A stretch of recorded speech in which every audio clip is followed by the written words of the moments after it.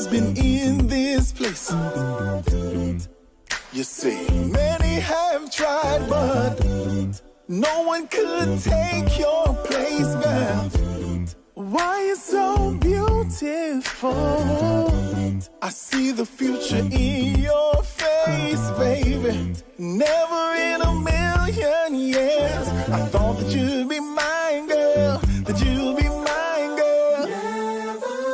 Never thought I would fall. No, never. But my heart's been stolen again. But my heart's been stolen. Last forever. We will go. Ooh, baby. We will go, baby.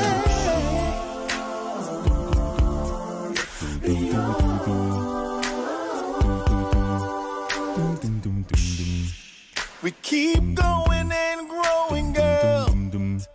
The best thing is knowing, girl. Cause when we KISSING, all I can say is OMG. My love in my life, you make all things right, baby. I trust you, girl, with my life. I don't want nobody but you. I'ma put my ring on you. Never thought I. No, never. Ooh, baby. Again. This time, hope it lasts forever. We'll go beyond. We will go so far. Beyond. Beyond.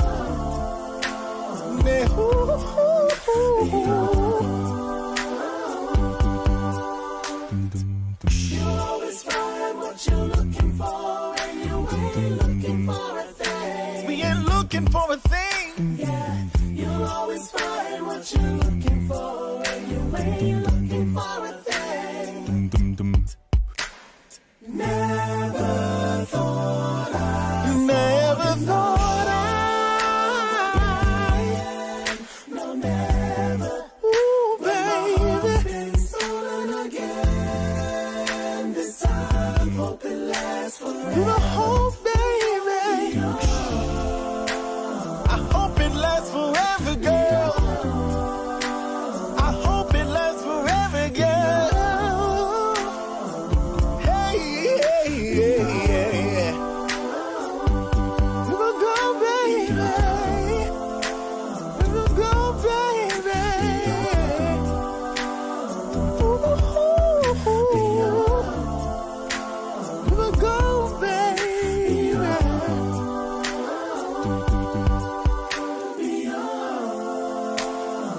We will go so far, baby. I hope it lasts forever, baby.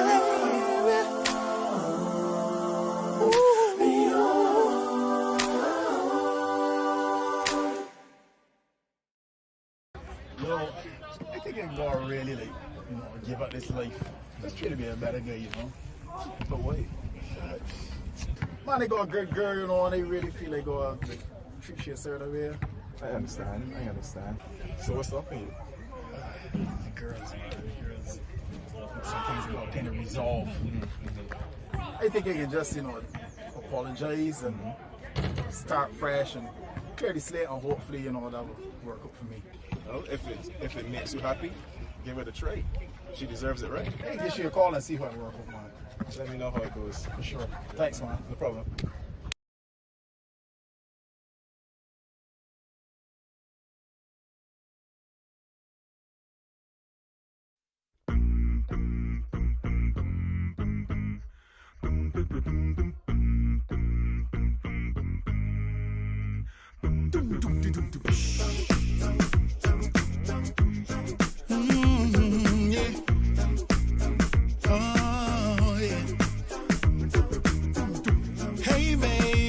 How you doing? Before you hang up, can you just listen for a while? I was stupid, I'll admit it. Should've never done anything to take away your smile. So I dropped my pride, all my cards are laid. I know I hurt you most definitely, and I'm trying to make it right. I wanna take away your pain. Said you need your space and you're trying to live, but I'm really hoping that you can forgive me. I'm wrong, I wrote this song, it's been too long. Forgive me, baby. Baby, please, this is my apology. I was wrong, I was wrong. Don't you leave, this is my apology. I was wrong, I was wrong. So baby, can I come over and show you how sorry I am? I'll make you my lady tonight. Oh, if you want it, put your request in and I'll be on it. We'll make sweet love all through the night. I didn't know you would pick up the phone, and now I'm wondering if you were alone, girl. If so, just let me know. I wanna plan a rendezvous.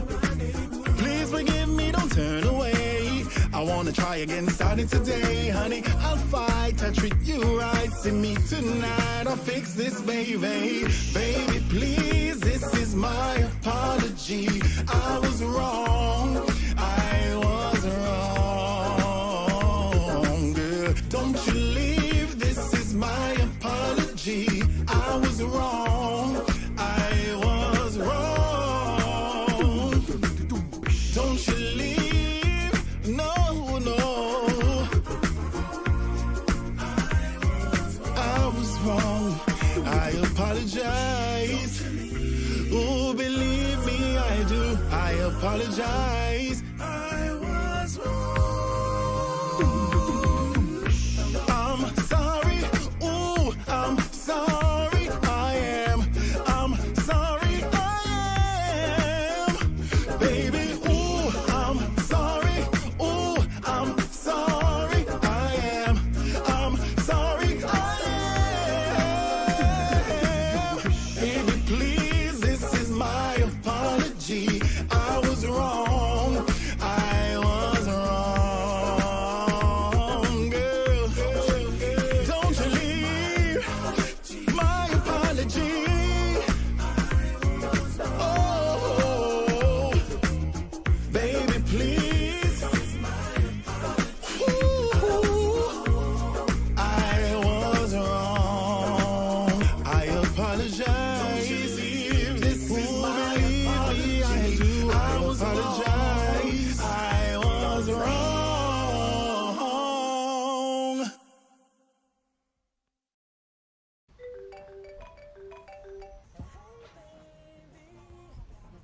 Hello?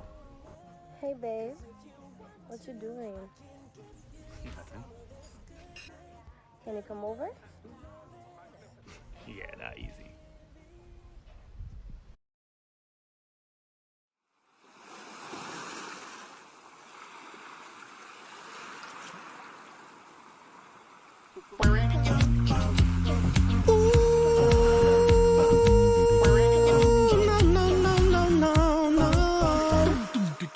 Anybody ever told ya what a woman really is? If you ever get the moment, show them how much they give. You're a shoulder I can cry on, arms I can embrace. Is to hear my deepest thoughts, protect her night and day.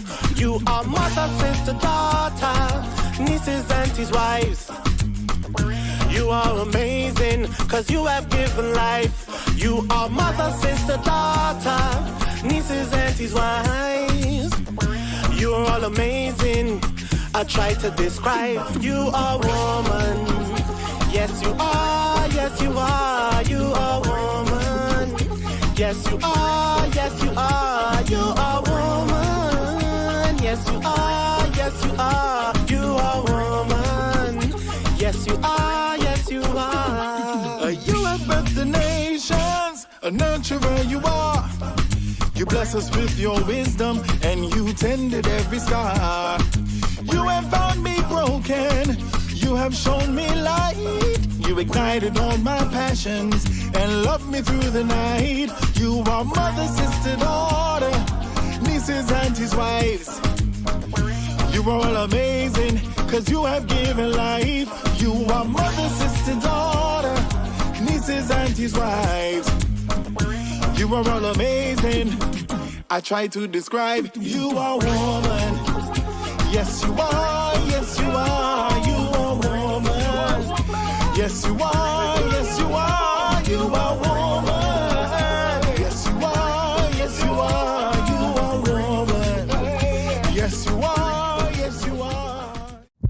To be a woman is to be blessed with unparalleled intuition, to be powerful, power independent of place or position. To be a woman is to be a mother, giving birth to sons and daughters, ideas, institutions, and business ventures. To be a woman is to be the current inspiration, the future aspiration of a young lady, of a little girl. You're a masterpiece of harmony, a melody of life. You're a gem, a diamond flower in spring, you're one of a kind. You're a masterpiece of harmony, a melody of life. You're an African queen flower in spring, you're one of a kind. You are mother, sister, daughter, nieces, aunties, wives.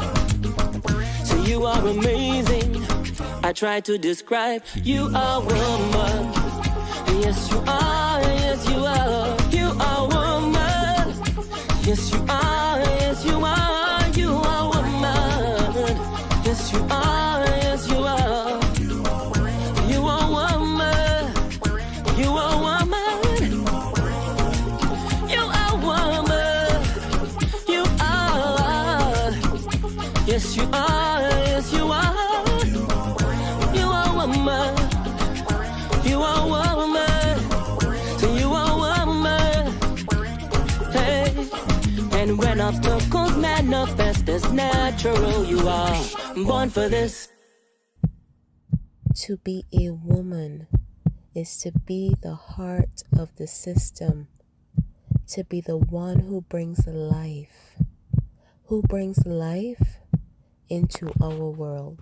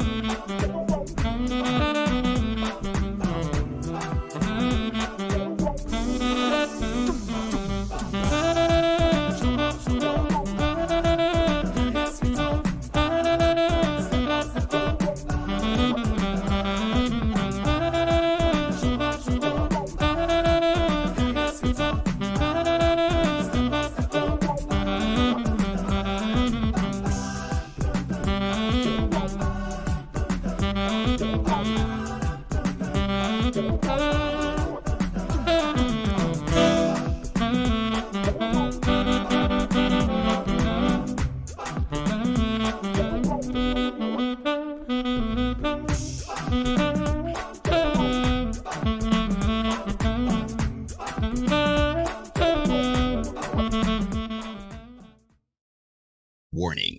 What you are about to hear goes against traditional romantic counsel expressed by friends, family, and Instagram memes and quotes. Open-mindedness is advised. You send me a link?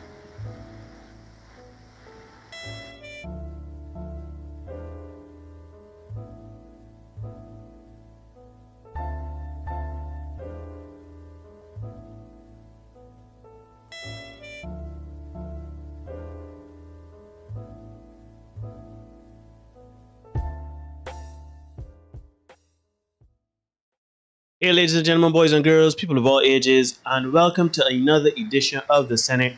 I'm your host, Neil. He is your host, Derek. Yeah. And together we are bringing you another edition of The Senate. My brother, was a good word. I hear my brother. I'm well. Was All it is good in the hood. In the hood. in the hood? So yeah, man. So I hear quite doing attempting to do do the Lord's work. You know what I mean? Do the Lord's work. I cool, man. Yeah, you know it is. Yeah. What about you, man? How things on your end? I good, I cool, I here. I is thankful for another day, another opportunity. Shout out Marvin. Marvin has joined us. I just here, man. Now, for those of you who don't know, Derek is the founder of the greatest acapella group this side of the River Nile, and that is G-Syndicate. You would have heard some of his music earlier, while waiting for the stream. But Derek, inform the people, for those people that just arrived on planet Earth, thank you very much for joining us here on the planet, and also for tuning in. And Derek can inform you how to find the premier a cappella group out of Barbados and the Caribbean, G-Syndicate. Yeah, man. Well, unfortunately, I am here to announce that we had our IG hacked only a couple of days ago, and that's really messed with everything. But gsyndicate6.com is still up and functioning. I believe G-Syndicate 6 on Twitter and YouTube is still functioning. It's just the on Facebook as well still functioning. It is the IG that got hacked. As a matter of fact, you've got to check the Facebook as well. These things tend to be connected these days. Right. So I'll have to make a little bit of a check and make sure. But yeah, man, so far the fella's going good. We doing a little bit of tracking for some Christmas stuff. So hopefully we can get that done as well. We're a little behind time in terms of the recordings and all that, but that is a function of, protocols and curfews and all that stuff. Really dealt us a little bit of a blow. Mm-hmm. But we're trying to work with it. And we're trying to get this stuff out for everybody as soon as we can. Mm-hmm. So stay tuned. We got some things coming. Check us out on the platforms. Right. So, ladies and gentlemen, you're liking our content. A lot of you like the shorts specifically, but we also appreciate those that tune into the long form. Those of you that are here, if you haven't subscribed, consider subscribing, hitting the notification bell, liking, commenting, sharing, disliking, still sharing. We are trying to build this community, and we're trying to get as many people as possible into this space so we can kind of get to the bottom of some stuff and not create a vacuum, so to speak. We don't want echo chamber here where we only hear our own ideas come back to us. So consider liking, subscribing. For those of you who have subscribed already and hit the notification bell, we really do appreciate it. We thank you a lot for it. We are at 160. Derek is going to tell you what goals we are going to try to reach for November, because y'all crushed it for last month. We were trying to get a 150. We got to almost 160, 158, I think it was. So Derek is going to give you what he believes is the new goal. But yeah, so that is where we are. What we think is a good goal for November. Yeah, man, I thinking we could try for November. Man, let me see if we could get to 200 by the end of November. Reasonable. Yeah, reasonable. It's a big goal, but reasonable. It's a big goal, but I think we can make it. So again, encourage your friends, bring them. Mm-hmm. Let me like the stuff, let me share it and get this thing cranking, because I think we could do it. This is 160. Yeah, 160. 40 people in here easily within the next 28 days. Yeah, considering that for the last 2 months, you set out 50. We were trying to get 50. We reached 100. Yeah. We reached 150. Well, we reached 160. So I know our people got us covered, man, to bring new people. Now, ladies and gentlemen, if you are new to the channel and you don't know how we keep business here, how we tend house, what we do is we're here every Tuesday and Thursday. But before those episodes, my boy Derek would normally formulate what we're going to be discussing. He will post on our social media pages, specifically Facebook. For those of you who are wondering, we are on Facebook as well, the Senate Podcast. You can look us up, give us a follow, give us a like. But this is no different. Derek has posted something on social media on Facebook to get the discussion going. And this one should be a pretty interesting one, in my opinion. It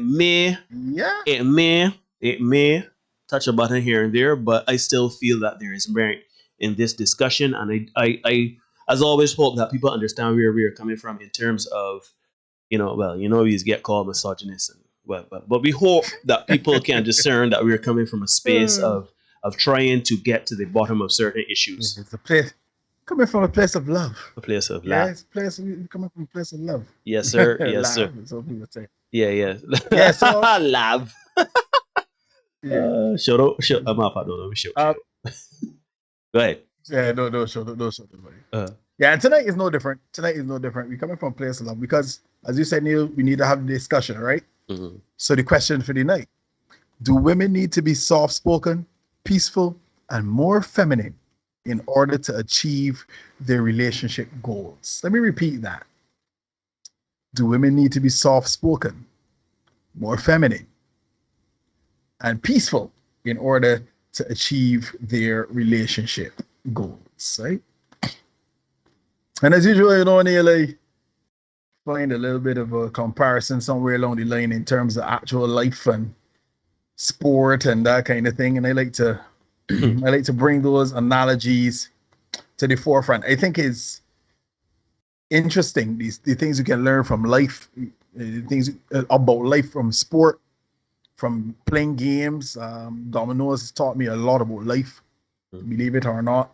And I think I like to draw on those analogies and comparisons so that people can kind of get a bit of an understanding of how we see things, where things are coming from, and it can provide a bit of clarity for those who might be a little bit unclear about what it is we're talking about. Because, again, Neil said that we are the misogynists. Some people label us as that. I seem to think that we come here to bash women when the night come. Mm-hmm. And I say here that, that's not the case. That's not the plan.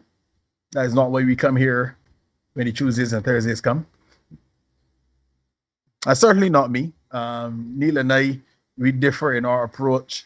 We had a very interesting discussion there in another chat. Neil and I, we differ in our approaches to the whole relationship dynamic. And I won't talk about Neil and his business too much. But let's just say, we differ. And while I am entertained sometimes, Neil not so much. Not me. So let me get into it, Neil. Mm-hmm. In the off season, right? For some reason, I can't seem to access my email, so I've got to read my notes from the phone. Mm-hmm. So yeah, in the off season, Neil, your Los Angeles Lakers acquired all-star guard Russell Westbrook. Oh no! So we can talk a little bit of basketball tonight. I see Dario in the chat show. Dario, you're gonna love this one. All the Lakers fans, right? Mm-hmm. Yeah, man. Big up those of you who bringing people in the chat. I see my man Aston here early. Big up Tamiko. Always good to see you. Yeah, Tamiko. Jennifer and the host as well, right? Mm-hmm. Aston is here with his snacks, right? Yeah. So now, in the offseason, you guys acquired Russell Westbrook.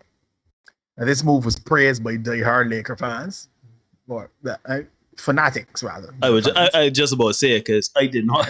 You know how I felt about it. Yeah. Not a good move for me. The real basketball fans were skeptical.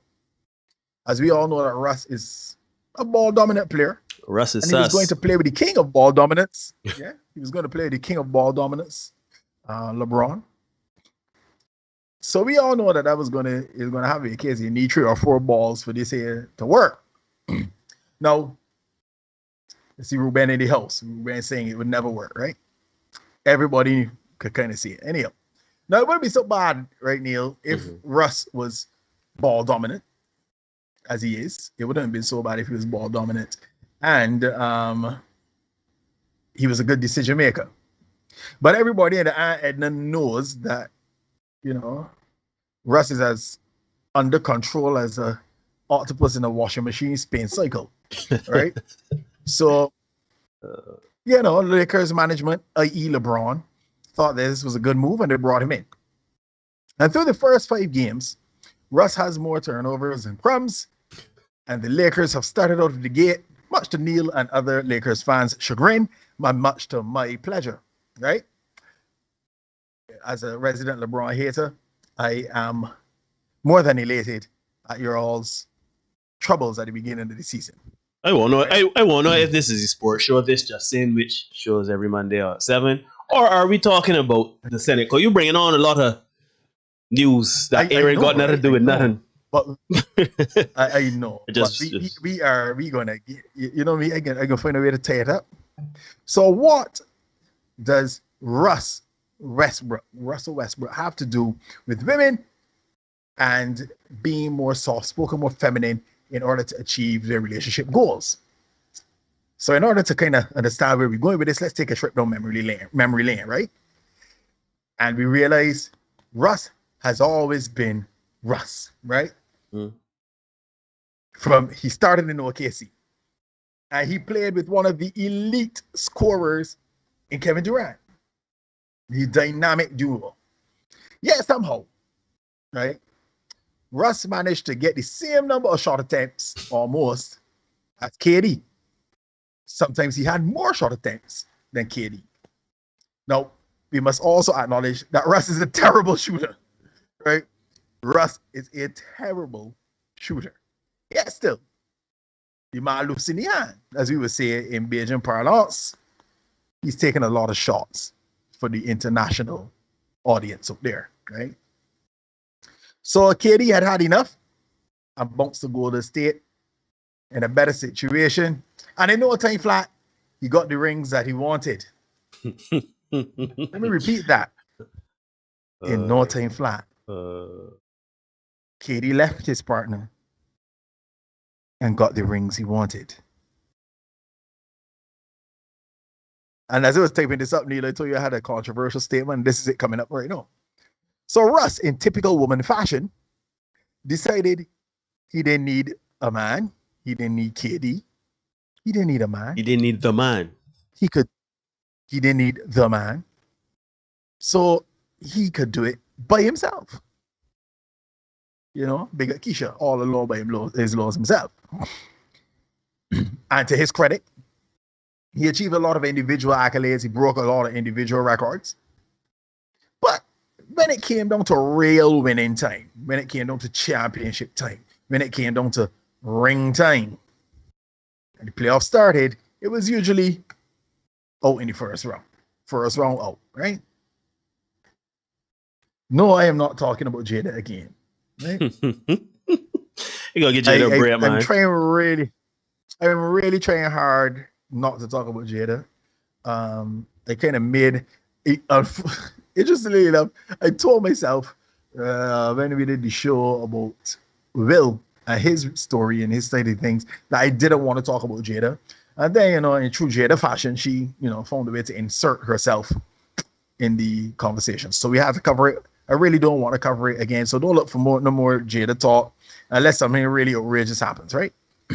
So yeah, Russ, he was on somebody said, Ruben is saying he had an emotional spat with KD in 2016, 2017. Russ, KD gave him the deuces and was out. And everybody sided with Russ. Look how KD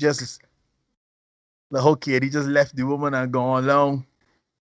Go with another family. Just bunks and gone to a whole other family and left out poor Russ.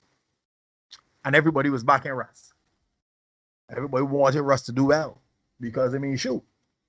Use this poor woman that get unfair. Let me be careful with my analogies. But y'all get where I'm coming from. Just let me put it out there. Yeah? Look how you smile unfair you.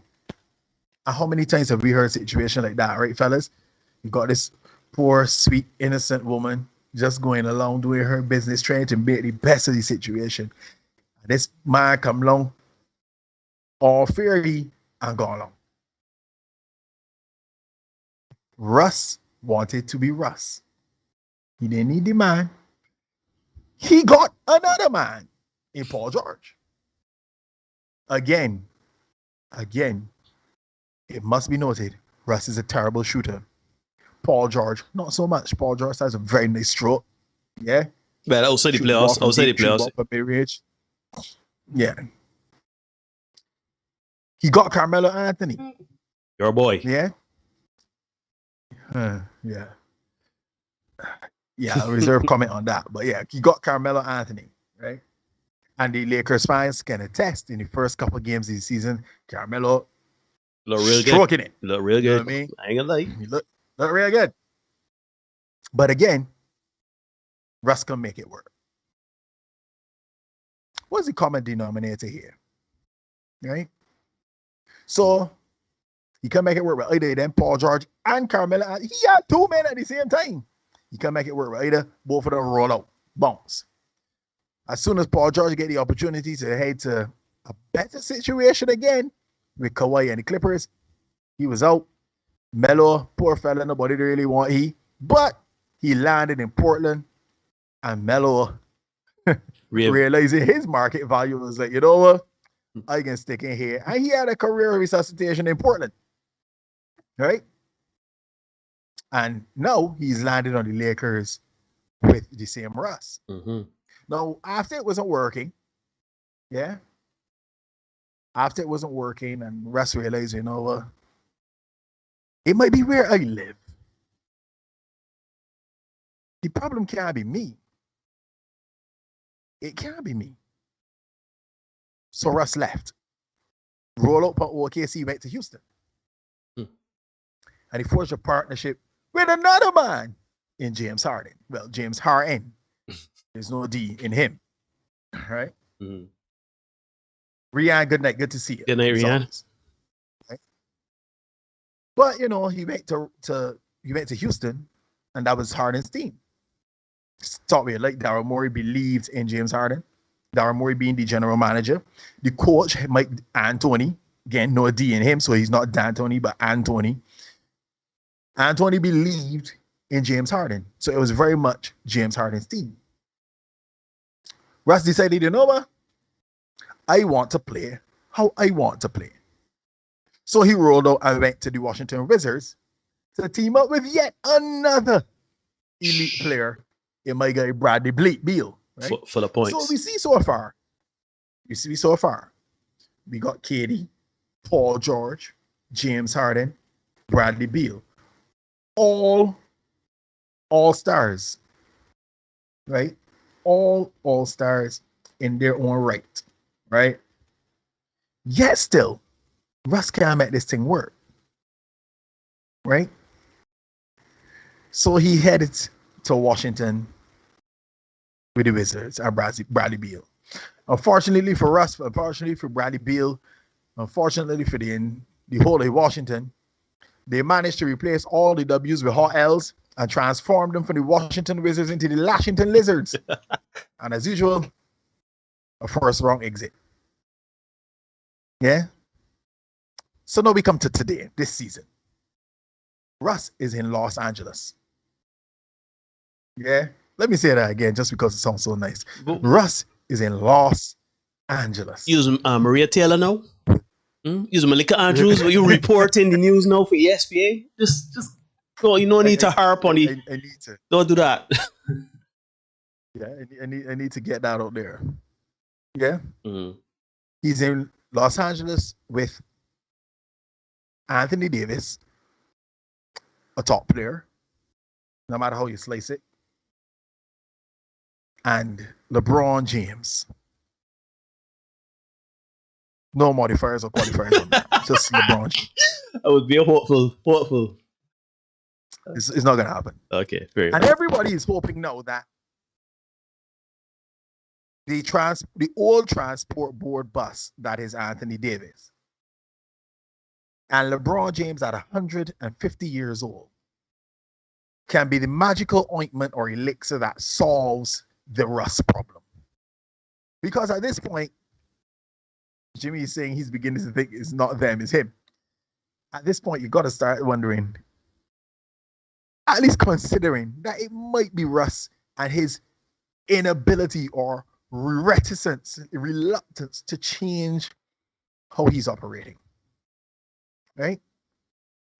Unfortunately, Russ refuses to change and play a more supporting role, and that has impacted his ability to achieve the success and the rings that he says he wants. That he says he wants. Because people want stuff. We all want stuff in life, right? I'm sure everybody in the chat would love to be a multi-millionaire. But when you're told, no, well, yeah, this is what you can go to do. You can go to get up at 5 o'clock every morning. You can go do X, Y, Z. And then suddenly we realize, you know what? This is a little bit more work than I want to put out to achieve what it is I say I want to achieve. You know, I could be a thousandaire as opposed to a multi-millionaire or even 100-aire. You know, just if you keep it like that for you, you know what I mean? Mm-hmm. So, ladies, I say to you tonight, you don't have to change. You don't have to be more soft-spoken. You don't have to be more peaceful. You don't have to be more feminine. You don't have to do anything. Far be it for men to police or even require, ask politely that you do something for them, right? You don't have to do any of those things. But I want you to consider the cautionary tale of Russell Westbrook. So far. He may very well be able to pull this off this season. He may very well. I sincerely hope not. This is my personal belief, but that's me. You know, as a LeBron hater. Carrying LeBron hater at that. He may very well be able to pull it off, but it's going to require him saying, you know what? I am not the person that I think I am. I am not a good shooter. I should probably stop shooting. I am not a good defender. Maybe I should pay more attention to playing some defense as opposed to just standing up, breezing, and watching people cut back door and dunk for me. Yes, it was an awesome clip for me to watch. Right? I am not a good shooter. Maybe I should pass to people who can actually shoot as opposed to trying to lick down the backboard with a shot off the glass. It was awesome for me to watch. At some point, because I'm talking to you ladies, at some point, ladies, you're going to have to recognize, you know what, I am not what I think I am. I need to make a change if it is that I want to achieve what it is I say I want to achieve. And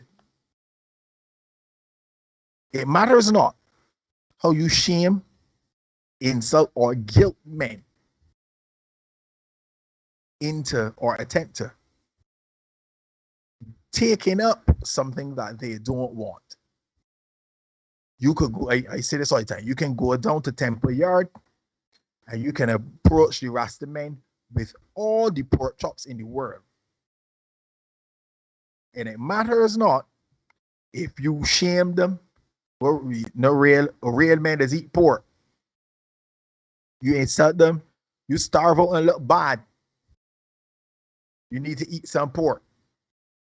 You guilt them. Or I don't know. You would tell them, if you don't eat this here, look at you children. You don't support. You ain't gonna support you children. You ain't gonna support me. You ain't gonna support a small mind. Yeah. If they don't eat pork, they don't eat pork. They ain't buying from you. And that's what we've come to in relationships. You cannot sell men what they do not want. Irrespective of how you may think that you can say, well, a real man would do X. A real man would do Y. You know what I mean? So, ladies, that's the question facing you tonight. Are you prepared to be less combative, more peaceful, more soft-spoken, and in all in all, more feminine to get the men that you say you want. Because let's face reality, there are a lot of women out there who are lonely, tired. Dion said something when she came on the show that just because you can't do it alone doesn't mean you want to do it alone. And certainly not do it alone all the time. Let me borrow Chris Rock line. For all the people who say they don't need a man, yeah, you could do it by yourself. You could drive a car with your feet if you want to, but that don't make it a good idea. So, ladies, the question to you tonight: are you prepared to make that change? Because let me be real, men do not want combative women. Men do not want women who do not embrace their femininity. And for those of you who think that femininity, it means you being soft and being a doormat, that is not true. But nearly all the wars have been started by women. By women or because of women? Because of women, rather. Lost. Somebody working as an OB up on you? So they don't want me to tell the truth.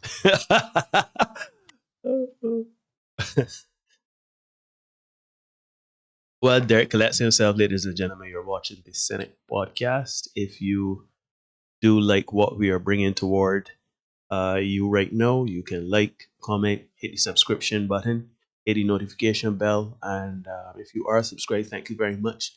Give us a like, share with your friends, dislike, share with your friends. Regardless, we're trying to build this community, so let's get it. Get him a Rosemary Alley on.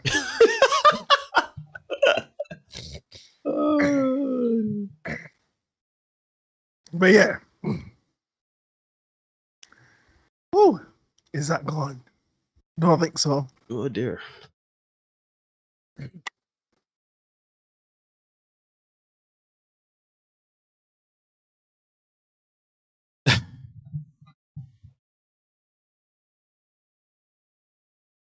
Well, Derek. Somebody choke him. Yeah. Well, Derek deals with the voodoo that's happening at the point. Let me kind of say I kind of agree. Not kind of. I agree with everything that Derek's saying because I have and again, this is not things that we believe may or may not be happening or whatever. I quite literally can think of a man readily that was quite ready to marry a woman. But now he is thinking about it, kind of contemplating it because his woman has a very masculine energy about her. And, men don't want that. Men don't want that. We don't want somebody that we have to compete with in terms of energy, right?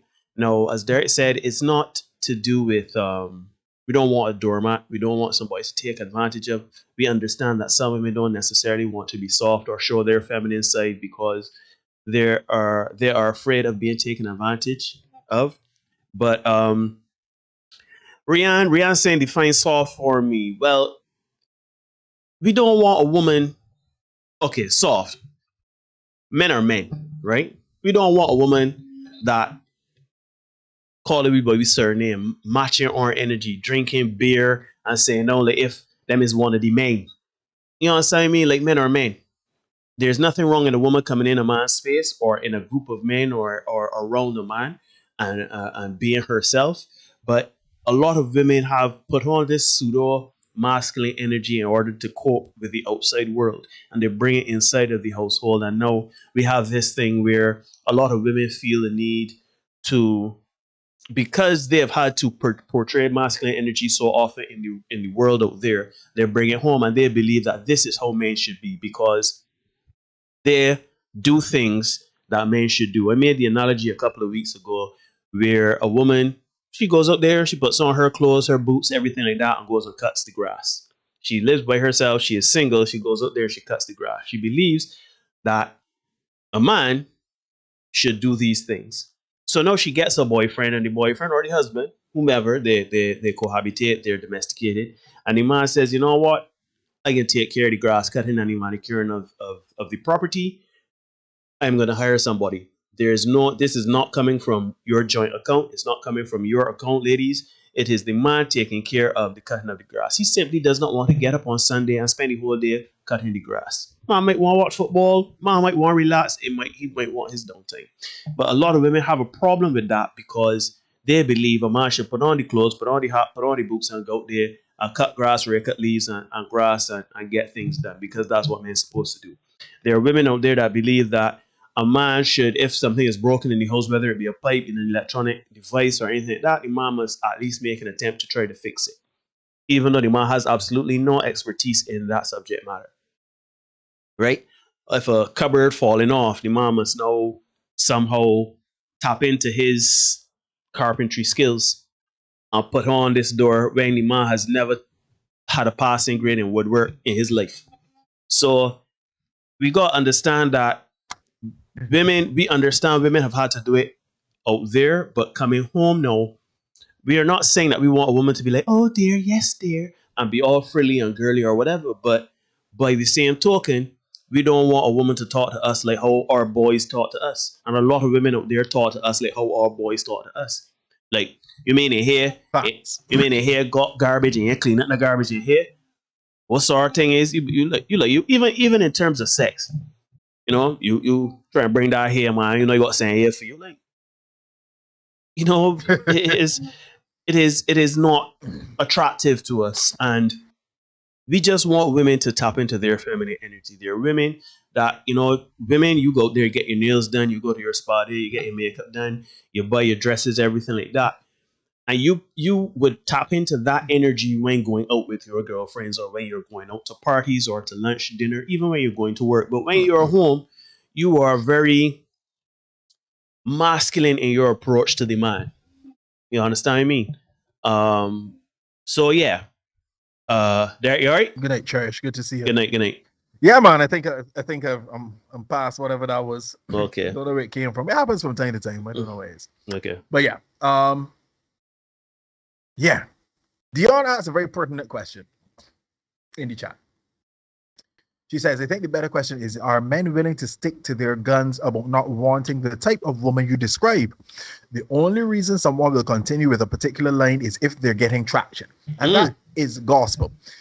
There is a reason that Bush Hill, well, from Bush Hill down to like Copacabana is lined with ladies of the night.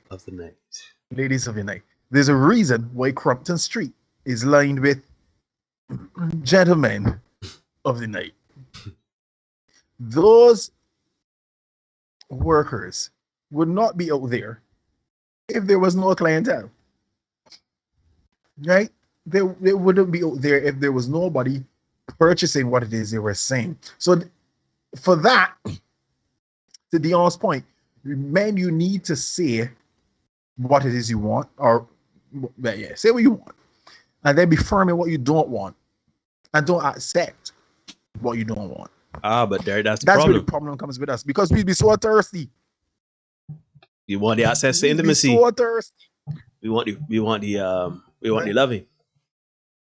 Yeah. So we are willing to take a little disrespect here, a little holler at here, a little shout at there.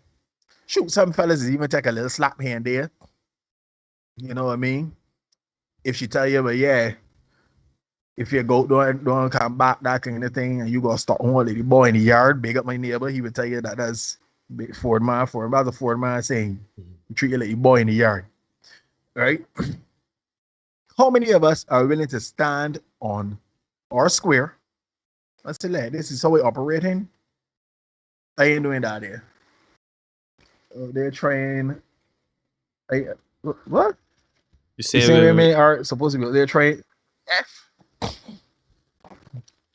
I ain't even know what 3Fs are. Yeah, crazy. Derek, man, they pull it to Will Smith. So try not to talk about Jada and Will tonight. No, we're not. But yeah, there is a reason. Yeah, to Quincy's point, there's a reason. Wait, this thing catching? That is. There's a reason that is continuing. It's been allowed to continue, and that's why. Yeah, I don't know what something they don't want the man speak the gospel tonight, Neil. Yeah. So, ladies, are you prepared to make that adjustment? And to Dion's point again, I know there was a point you wanted to make to that. A lot of women do make that change, you know, Dion. They do make that change, but when they have hit the wall, bram, yeah, bram. When you get to that wall at 35, 40, wall comes at early ages for some people. You know what I mean? And you realize all of a sudden, shoot, I hear so. And nobody ain't checking you. I know you want to try to send out a flare. Hey, big head. Hey, stranger. You don't check for money more. With 3 Y's as Kamal said the other night. Hey. You know what I mean? Good night, Philip. Good to see you. Shout out, Philip, man. Yeah. That is when the change comes. And by then, ladies, that is too late. Yeah, that is too late. I got some friends close to me, and the men don't shoot. The men finding women in the 20s.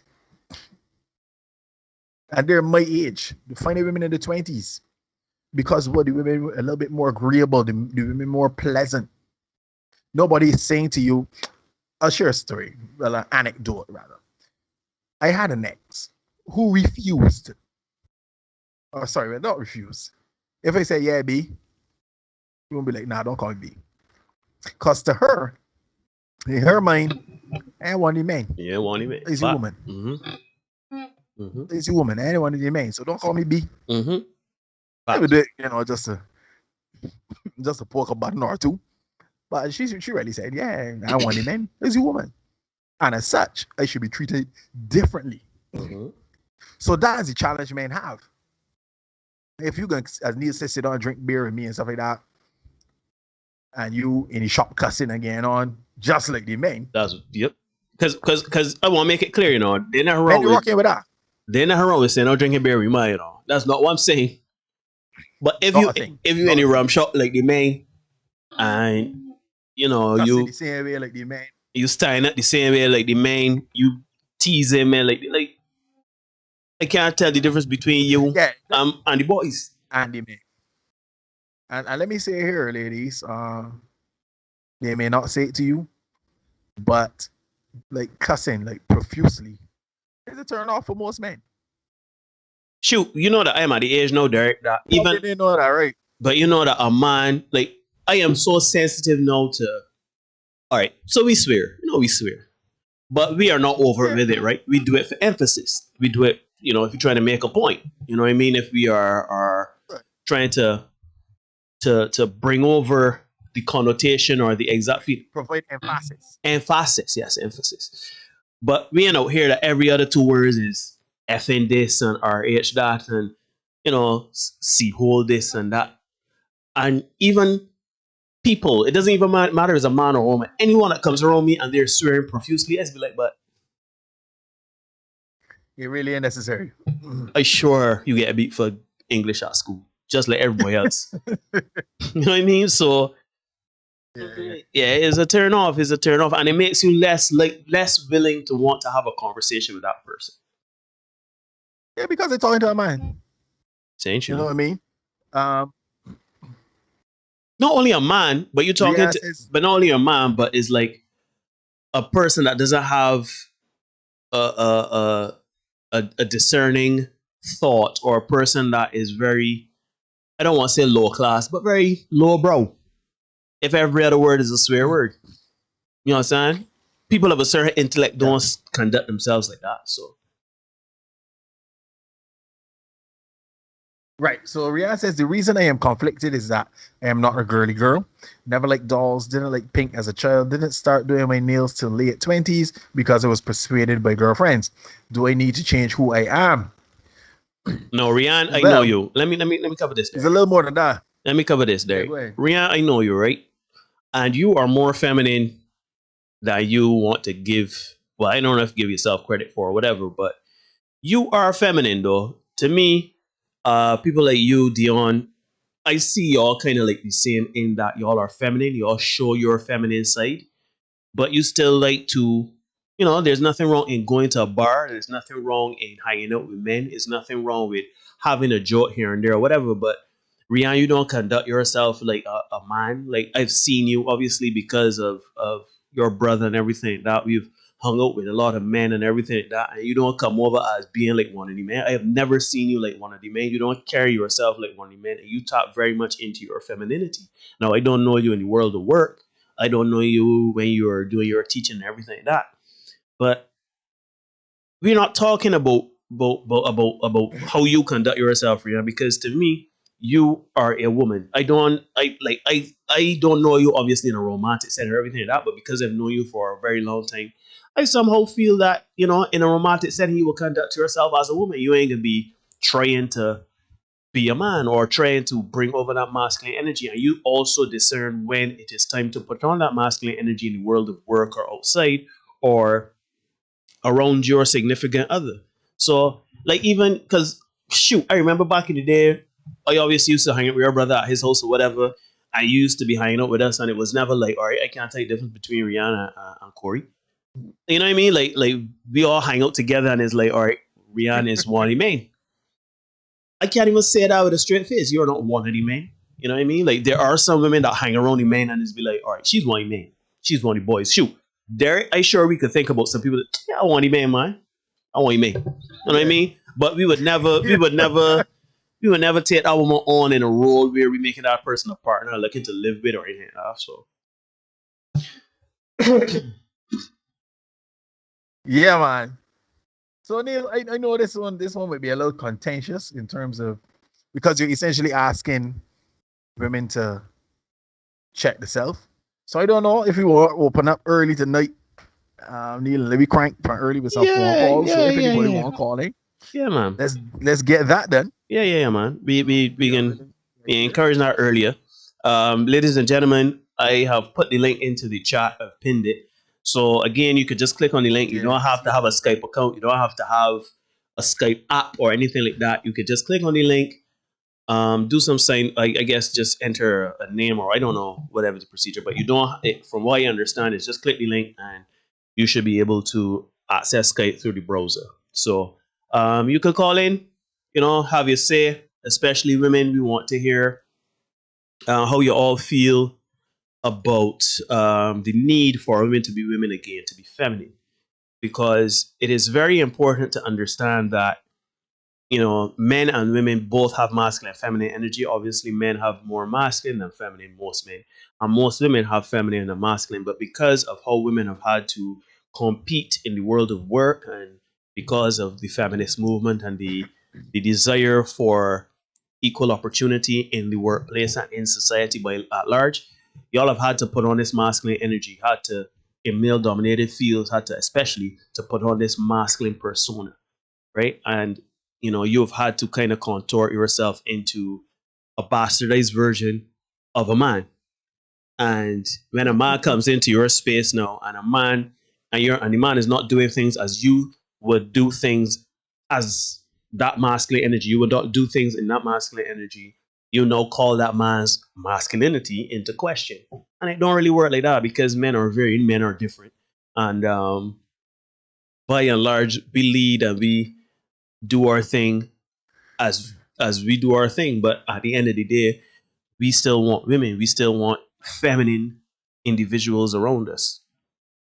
So, yep. All right, wait. We got somebody and here. Ladies, so I can mute myself there. You could go ahead. I can mute myself while I get this thing. Yeah. And ladies, are you willing to let your man lead? Are you willing to, for want of a better term, take a step back and allow your Kevin Durant, your Paul George, your James Harden, your Carmelo Anthony come to the fore? We're not diminishing you, but are you prepared to allow that other person to shine so that you both shine?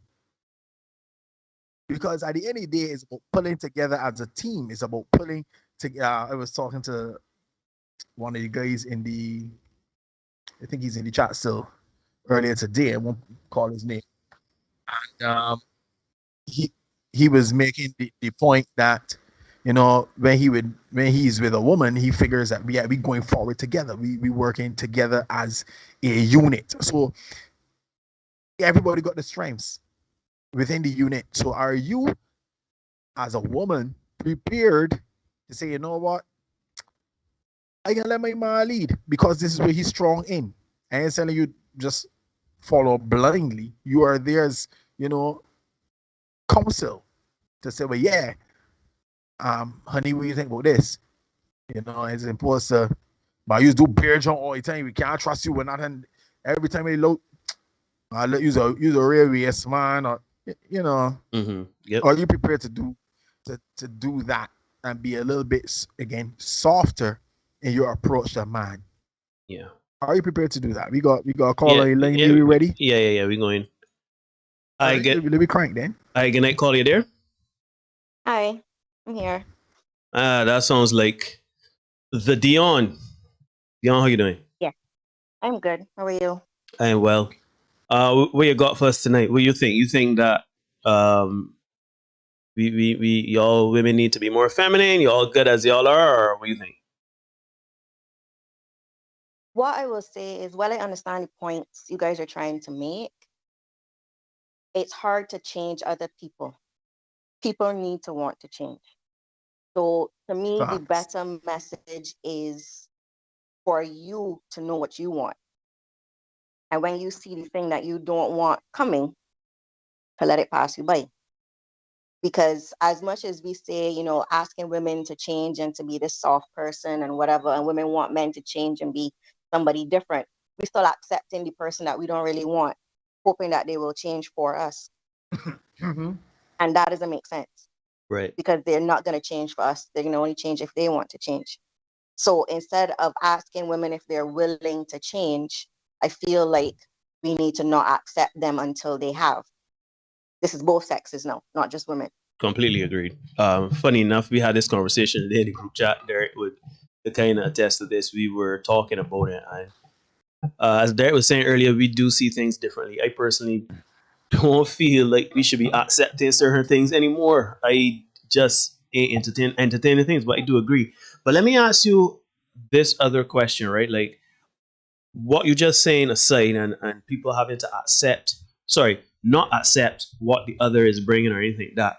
Do you find within your female friend circle or in how women interact with men, do you find that there are kind of, because of them having to be masculine or having to be hard so they're not taken advantage of, do you find them being less feminine than as desired by men? No, to be honest. I know they are. I have not necessarily close friends, females that I know. I wouldn't say they have masculine energy, but they are, I guess, what we used to call cantankerous. And that rubs people the wrong way more so than masculine energy. So when y'all keep saying masculine energy, I'm not sure if it's the shop liming cussing person that you mean, but more so the cantankerous person that you mean, that is very argumentative to the point of annoying. It's one thing to have a point, to argue the point, but it comes a point when you realize that that person is not going to agree with you, and you got to be able to let that go. But the person that's not letting that go is who y'all are complaining about. And in most cases, other females will complain about that same female. So I don't think, I understand what you mean about masculine energy, but 90% of the complaints that y'all have are about the argumentative type of person and not the woman who cussing in the ram shop, as y'all described. Right. So how many of them are y'all really upset about? The ones in the ram shop? Because y'all not gonna approach them from the start. Well, because y'all see them in the ram shop, y'all see them liming, y'all see that that's not the person that you want. But you can't thank the person because that characteristic doesn't come out until later. Is the one that you will probably end up in a relationship with and then realize that this behavior is not something that you like.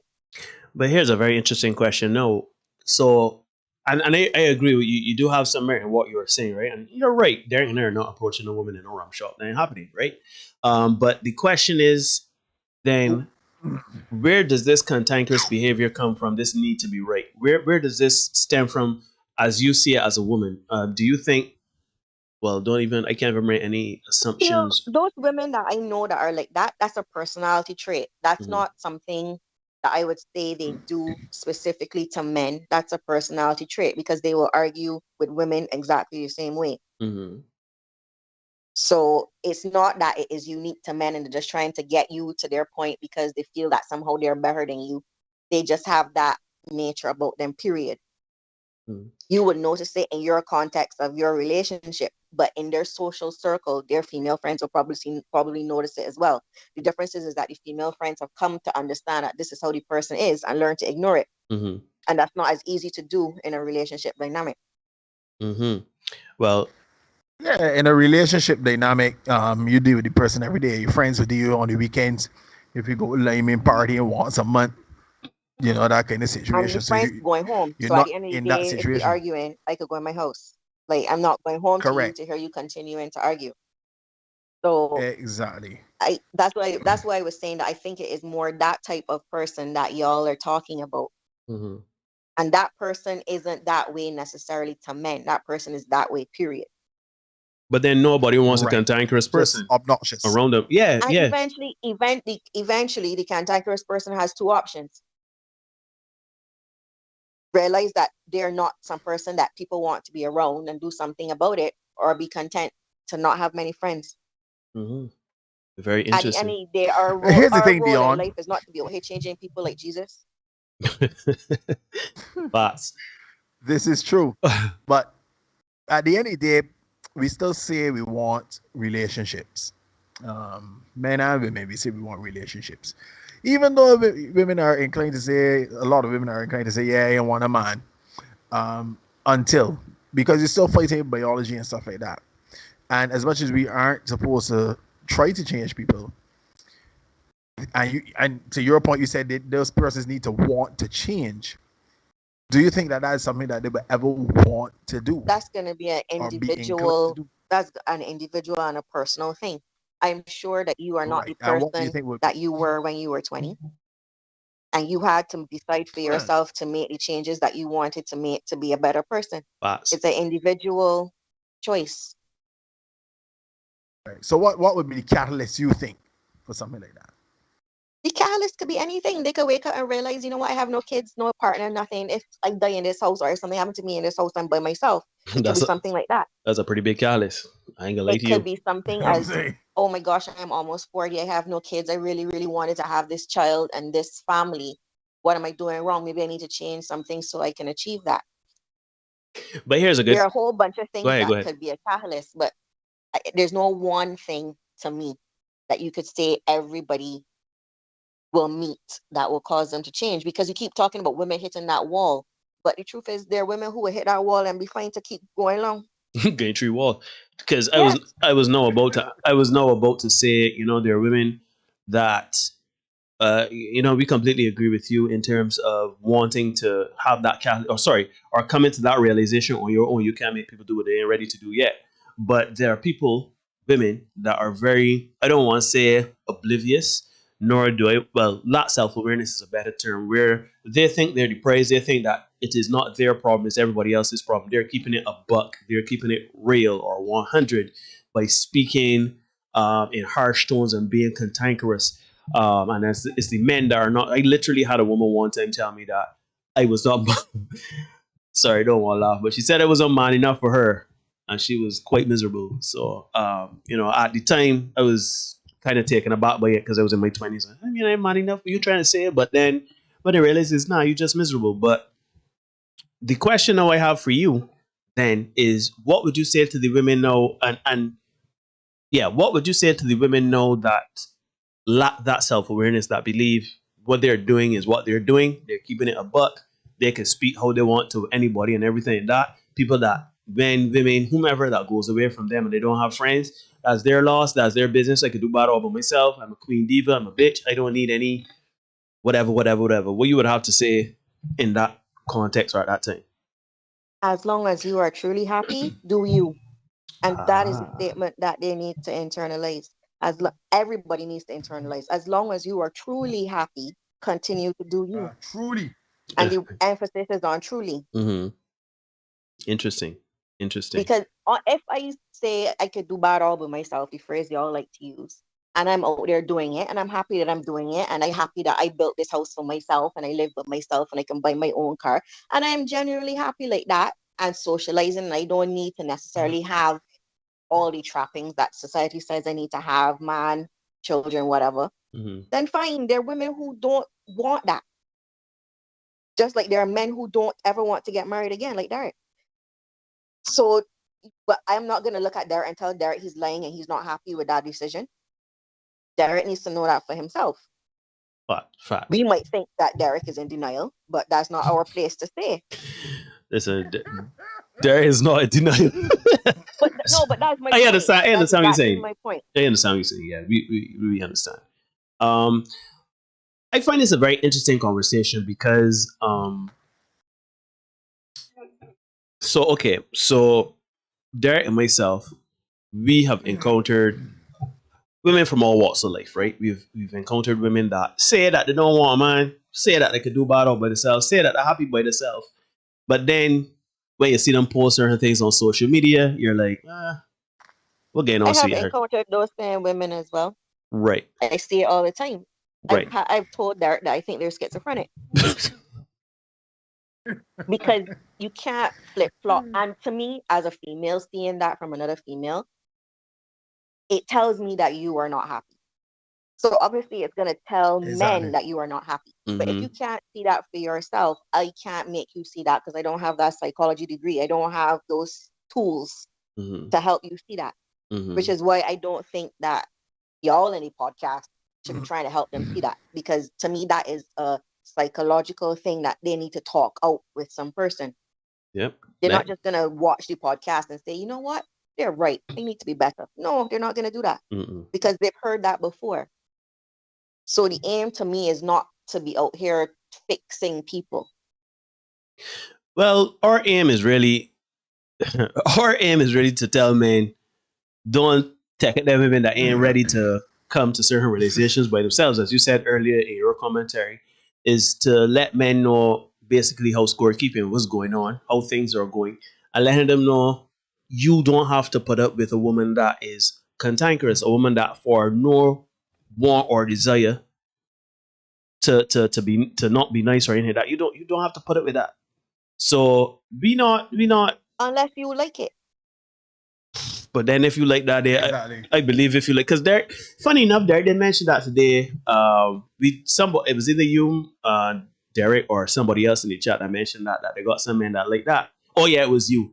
And my response to that, there are like I hear you all talking about the women taking over the responsibility and trying to be the lead and wear the pants, and men don't. There are men who like that, who do not want any of the responsibility, who are willing to sit back and let the women do everything, because when the ish hits the fan, it is not their fault.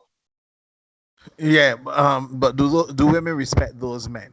Do women respect and treat those men? There will be a woman who is okay with that. And if the man is okay with how she is treating him, and he is okay with how she is treating him, and vice versa, who are we to say? Just because we would be upset about it doesn't mean that everybody else is going to be. Every moldy cheese got bread, moldy bread got cheese is the expression, and that's a fact. Give me a minute here. Carry on the conversation there. Here dealing with some. You see, we got some. Yeah. Yeah, I would just say don't presume to put how we would feel on top of other people. That's all. That's what I would say. That's the biggest takeaway. Just because we would be hurt, embarrassed, or whatever the case might be, that person might genuinely be in their sweet spot. Fair enough. At the end of the day, we got some human biology and evolution that still kicks in at some point, and men might be comfortable in a situation where he's provided for, but I believe only for so long. Some men would like that, And if that's the But case and he for a gets period of that time. 5 minutes of fame or that 10 minutes of happiness and he was good with that, then he realized, you know what, I'm older now, I'm not good with it anymore. I need to find something else. But I don't see why we should stop him from having the 10 minutes that he was good with it. She's a person persistent, boy. I don't know, boy. Some people do your thing. Again, you know, if it please yourself, it please me, as the old man would say. So you know, to each his own. That's exactly You how see, I feel. we being invaded here. Yeah, I The trying worst to way. I trying to deal with them, but this person here Let me is take a They're quick dive in the persistent. chat here. Quincy says he thinks most men don't fancy marriage now because of all that's going on. Jennifer thinks that I am in denial. Aston thinks that marriage is a trap. Rianne and Jimmy are asking, why is marriage a trap? I don't think there is the And best Rianne person to agrees with answer you. that question. Well, let me ask you, Dion. Uh, Dion, I what am like the best person to answer that question. what are your views on marriage? I mean, without getting too, I guess, personal, but what are your views on marriage? Is that something you would like one day? Is that something? And no, we are not creating this for Dion to have like a Tinder exchange or whatever. Did we not? No. So a man keep on himself to himself. But I, just for the sake of conversation, Dion, because I want to get to the point of, do you see marriage as a trap? How do you see marriage, and is it something that you would like, particularly where you are now in your life? Is it something that you would consider? Because obviously now you're a woman that would have a certain level in your career. You would have obviously your own assets and everything like that. You would have more to lose if the marriage were to go sideways, or Derek would say when the marriage goes sideways. But Dion, what was your opinion on marriage? It's just a matter of Oh, geez. time. I would get married. I don't have any opposition to marriage, but Derek would tell you that my family upbringing is very different. Right, right. So I see Yep. a marriage that has lasted longer than I've been alive, Mm-hmm. where the two people still do just about everything together. Mm-hmm. That when one person say, I'm going to sleep, the other person will follow literally within 20 minutes, not because they're going to have sex, but literally they've just grown so accustomed to each other's routine Mm-hmm. that that's what they do. Well, That they will travel together all the time, Mm-hmm. no matter what. They eat breakfast, they eat lunch, they eat dinner together after 40 something years of living together. Mm-hmm. So my view on marriage is very different than most people who probably watching this podcast, because my lived experience is very different. No, that is very interesting. And you know, I've recently had a few we got conversations. burns, man. Yeah, I've had a few conversations with women that would have had parents been together for 40 plus years, and I've even had the pleasure of speaking to a couple of them a couple where they were speaking about their marriage and their interruption, and it was a very candid conversation where it was never divorce was never an option. Picking up your things and going from in at me was never a problem, was never a consideration. It was always, you know, we in it for the long haul. I don't like you right now, but because I love you and because I've kind of signed up for this commitment and this ever after, then you know you kind of work it through. Shoot, they were even so candid to say, you know, they got things she'd just be miserable. Like, here's an example of today herself, she was being miserable, and he just said, well, you could either get vexed or get pleased, but this way it is. So it's very interesting to hear you say that. What I find it very interesting too, and I don't know if you would know this as a woman, having friends and everything like that. Do you think that maybe how they see their parents, whether they're divorced together, whether they're married, and they don't want to follow pattern with their mother, who is, as they see a negative thing, being submissive to their father of how many to their father of how many ever years? Do you think that people perceive that dynamic differently, whether it be in the context of having parents that were together for a long time, or do you see people that are coming from single parent homes or divorced households or whatever, that causing them to be cantankerous when it comes to the context of the man woman dynamic? What I think is the real issue with the man woman dynamic is the fact that we come from those varying backgrounds. So my expectation of the role of a man in a relationship or in a marriage is going to be based on what I saw my father doing. Right. If I meet a male who is from a broken home or a single mother home, his expectation of a female's role is going to be very different than what my mother was doing when she was in my relationship with my dad, right? Mm-hmm. So unless both of us realize that we are coming from two different backgrounds and our expectations are going to be different and have that conversation, we're always going to be butting heads because I'm going to be expecting that he is the person, I don't know, to take out the garbage and cut the grass. He's going to be expecting that I am the person to get up, get the kids ready for school, cook, go to work, do the laundry because his mother did it all. Mm-hmm. Whereas my parents shared those roles. Mm-hmm. And I'm like, but why gotta do everything when my father used to do X, Y, Z, blah, blah, blah, blah, blah. And unless you have those conversations up front to realize, okay, we got to set realistic expectations for us as a couple and not what we saw, you're going to always be butting heads because we are on two different wavelengths. So for me, my friends that are married, I would say the ones that are still married came from similar backgrounds. So they're either from both having single parents or both with parents who are still married now. Interesting. So they're kind of on the same playing field when it comes to who has what role in the relationship and in the household. Mm-hmm. Whereas I know other people, they're still married, but they had a lot of things to work through because the husband came from a single mother relationship and the wife came from a two-parent house. And they got married and didn't realize how different the households, joining those two households would be for them. Very interesting. Yep, that is very important, almost as important too, well, equally as important would be the relationship between brothers and sisters as well. Because a fellow might not have a father in the house, but if he has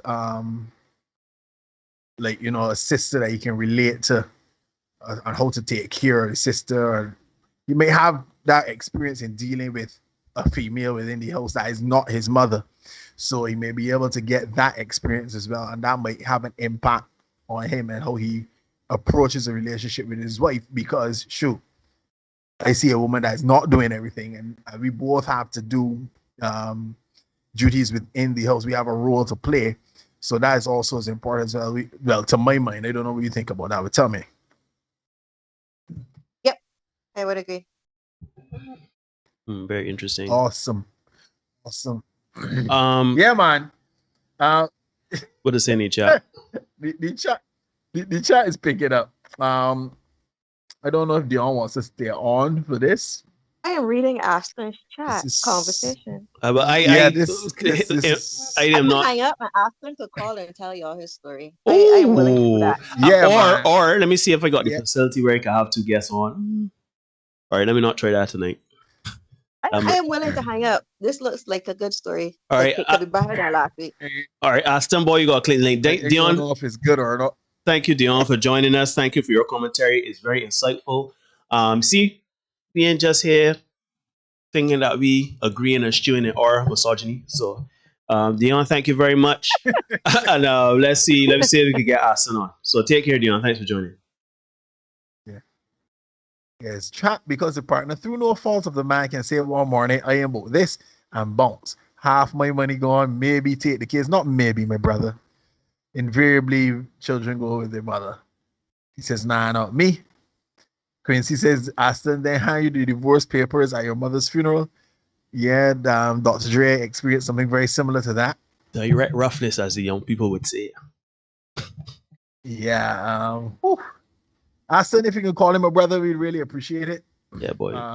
Had a conversation with Aston, and he said he alluded to something like this. But this is, this is. I don't even know what's going on. So. I ain't gonna lie, I don't even know what's going on. He says, I went to sleep one morning, get up the evening, and she was moved out. No word, nothing. Ain't here, see, hide, nor hear since. Nah, fam, I good. Wow. Yeah, that definitely deserves. You gotta hold that up to the mic. You see, Derek got a fancy mic now, so you see, you gotta hold that up to the mic, dog. Yeah. Quincy says you pull up Brittany Renner on you. He says, I just noticed her gone and her things gone. Mean a business with the opposite sex, done with that. What I would say to you, Aston, is don't bleed on someone who hasn't cut you. Agreed, we say that here all the time. Dario, realistic expectations of each other. Big hail to Kamal Sealy in the house. Kamal, man. Aston, I must see a blood donor, but you know, I keep my blood inside these days. So they say that are you blood clot done?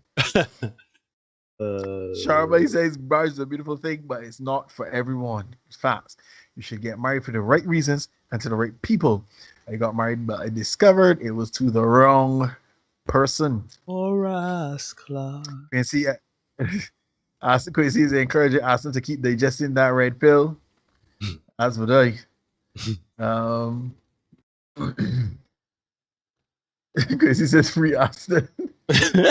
Yeah. Cheese on bread, brother. Like, all right, we get it. Just no, we are not interested. Just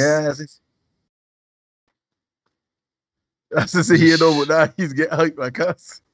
Plus he made his youth to go to bed. Oh, but maybe when she gone and all right, we'll see what happened, brother. Yeah, anybody else you could anybody else could call in too, you know. Feel free to call in. Mm-hmm. So let me give you this. Let me because I say this all the time, right? Because when Aston said that is a trap, they saw both a man and a woman, ironically, interestingly enough, rather.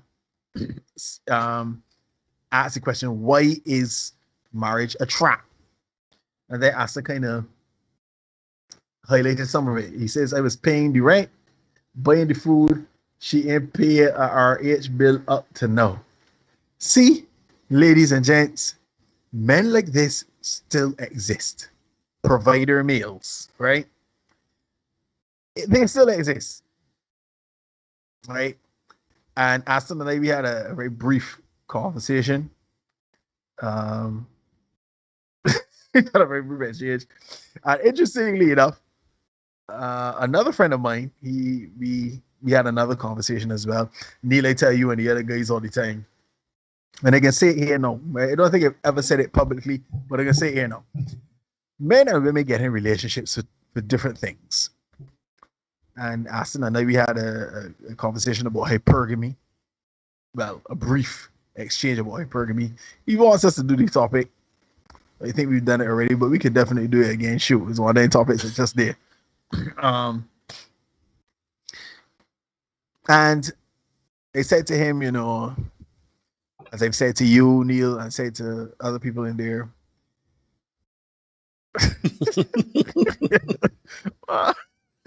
but I still get that chance of brandy, or I said I could see it. Don't mind me. That's a joke. That's a joke. Yeah, that's a joke. That's a joke, guys. Yeah. So yeah, men and women get into relationships for different things a lot of times, right? Men a lot of times, and ladies in this chat, I know you can tell me, oh, I ain't like that, we ain't like that. But guess what? There are a lot of women out there who are like this, right? You can't tell who in or who out, boy. And shoot. I can testify. Quincy is testifying right now. Well, Quincy would testify as well. Aston is testifying right now, right? There are a lot of women out there like this. Men get into relationships, they think, this is me and this woman, we're going forward together. We're building together. This way it is. Women would get into the same relationships with that man who's thinking, yeah, we're going forward together. And they would think, this is personal advancement for me.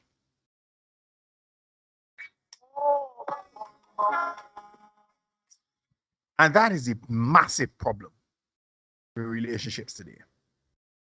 Right? That is a massive problem with relationships today. So that's where you find out. Baby Angel, thanks for joining. So many men. Yeah, Baby Angel, good to see you in the house. Because feel free, like, comment, share, subscribe. Welcome. Right? Men think we building together, we going forward, we doing XYZ. I'm certain that is what Aston had in his brain. We going forward together. This is my girl, this is my woman. We building together. And he asked me the question. Sorry, Aston, I gotta talk to you a little bit so that I can bring some context to what you're saying. why is it? And shoot, Quincy's asked me this before. Sorry to talk you out too, Quincy. Why is it that you, as a good man, will get left in the lurch for somebody who is not doing as much, or who is perceived, she perceives to be better than you, right? And that is the conundrum that men face. Yeah, but maybe eat with the eyes. You see, that's my girl Nika in the crank. She's on Shout there. out It's good to Nika, see her as man. always. Get on Nika. Yeah. Those men will get left in the lurch because a woman will see a man, he's more attractive, so she figure, well, yeah, I could roll here. Sometimes he may got more money, may got a little bit more clout, so they roll. Don't understand me, but sorry, don't misunderstand me. I ain't vexed with that, right? I am not upset with hypergamy. I am not, right? Because it encourages us men to be on top of our game at all times, to be always striving to be the best version of us, right? So AFX, a woman will want who they want. Remember I said the women want Pookie and Rare. Yeah. How many times have we asked that question? How she get with he? But she looks so good and he look, you know what I mean? But ain't even how to look. It's just sometimes these men are no good. They are known to the streets. Known to the streets. Baby Angel says, I agree, Jennifer. They don't trust another woman in life, and that is what we call a supervillain origin story, right? Because shoot, Aston done. I think Quincy maybe, if he ain't done, he on the way to being done. And good guys that just want a girl that, you know, they ain't cool with and gonna be rolling with them and could treat them a certain way and then could treat she a certain way, right? But we had this conversation today in another chat, and I am not upset with the women who wanted what they want. I am not upset with women. Hey, Aston. Hey, come on now. I know you don't. Come on now. Come on, Aston. Come on now. Put the right women for me, please. All right. If it ain't right, it ain't right.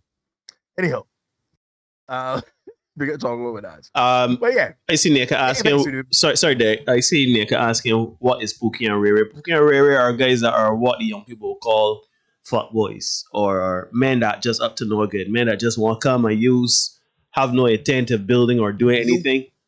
But yeah, all they want to do is come, take, and move. Yeah.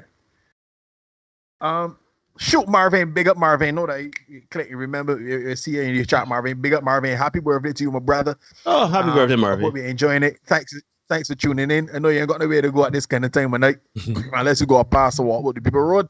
But yeah, glad that you're here with us, man. Yeah, man. Yeah. So yeah, guys. This is a supervillain arc. A man goes out there because men generally want to provide for women. It is in our DNA. It is in us at a biological level. It takes so much off of a man to say, you know what, I ain't doing that for you. Right?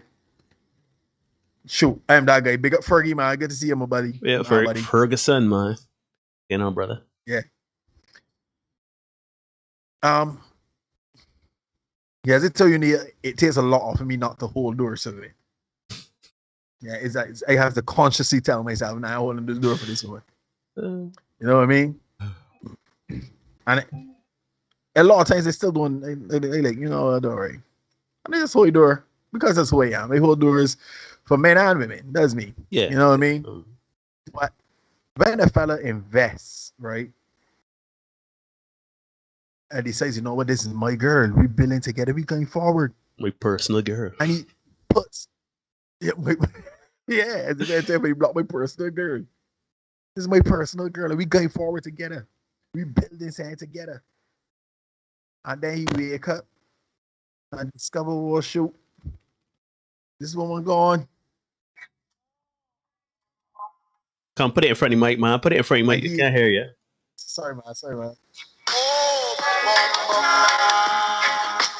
I hear the host standing up. All alone by her lumps herself. You know what I mean? And all he thinking to himself is that this woman. Look at this. And She belongs to the streets. you know what I mean? So no, this man is ruined. This man is ruined. And because we are who we are as men, it's only now in recent times because we changing, we trying to use this space to encouragement to seek out the help necessary. There we go. You know what I mean? That things like therapy are now becoming less taboo. So men are encouraged to kind of talk these things out to we are not, because something like this happened to you back in the day, that you can get kicked out forever. You know what I mean? So it's only now that we are at the point where we could kind of talk these things out, right? We got somebody there, Neil. You ready for me? All right, let me rock and roll then. Since you got Imani over on the line, let me rock and roll.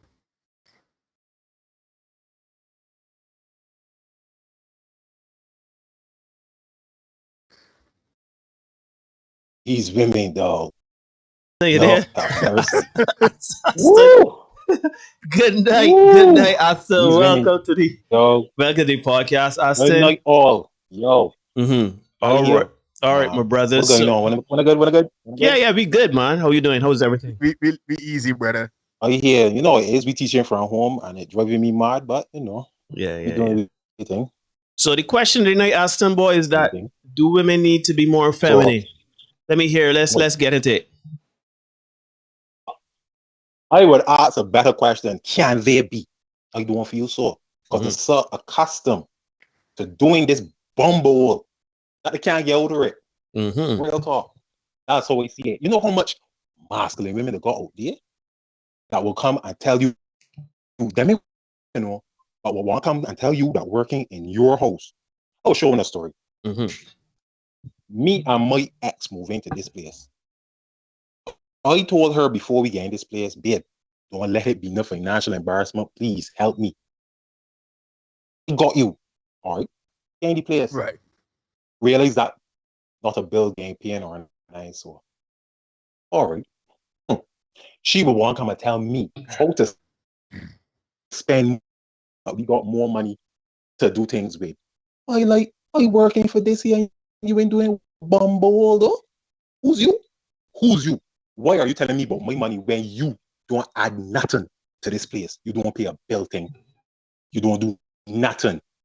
I just come home and find my place stink. I just come home and find my place the same way I left it. You ain't doing nothing. But yet still, why you don't do lessons? Because I don't want to see children all days of my life. I see them all day, every day. Why I want to see them on Saturday and Sunday for? And I got my own. I don't even want to see mine sometimes. Shh. Don't let them all. Yeah, we got you covered. It happens, dog. You understand? You understand? So tell me something, Austin. You want to come and tell me.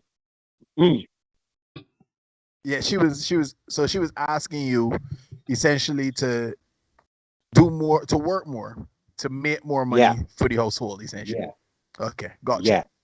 Mind you, I got the house on my back like a haversack, I got the rent covered. I got the bills covered. I got the food covered. Right. If we want go someplace, covered. She birthday, covered. My birthday, not one rascal. I tell when I can get hype. That's all right. That's fine. Go on, do your thing. All right. Good. No, I don't mind you telling me what I could do better and think, but I got to see some effort from you, so you do. And I see, and then, yeah, COVID got you business lick up and whatever. Cool. But you sitting on a degree though. Find something to do. Look for something to do. Don't keep flogging a dead horse or watering dead plants.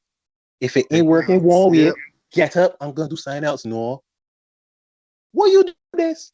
Why you don't do that? Meanwhile, I got everything from my back like a knapsack, and I can't ask you for nothing, But nothing. But not even little front. Nothing. let me ask you. Let me ask you a question though, Aston.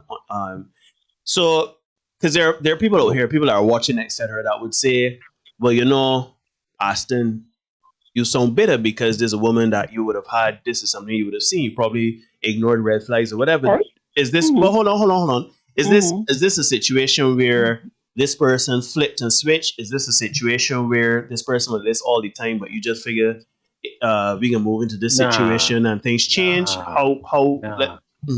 She turned. It was cool. It was good. You feel I would have moved in with a woman if I didn't feel it was good? Why is an idiot? Fair point. You're not. Yeah. Fair point. Why is an idiot?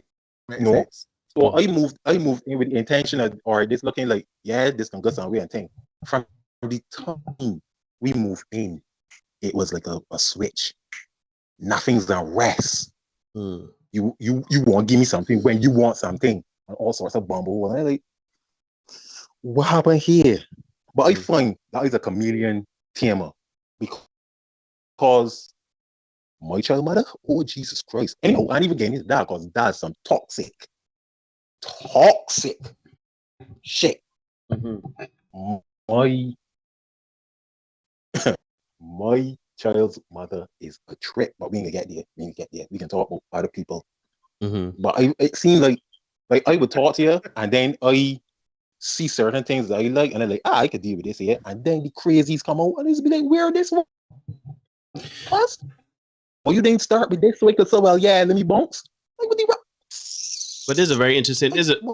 But this is so interesting because we're talking about women being feminine and the need for women to be feminine. In your situations, or let's even talk about that situation that you were talking about, the woman not paying bills or whatever like that. Before she moved into, was she a feminine woman, or was she feminine before y'all moved in together? What exactly was the switch in terms of her femininity? That's a good question. In terms of her femininity, or let me see, what was the question? Like, we vibed more before we moved. Like, we would have more conversation before. We could actually sit down and talk.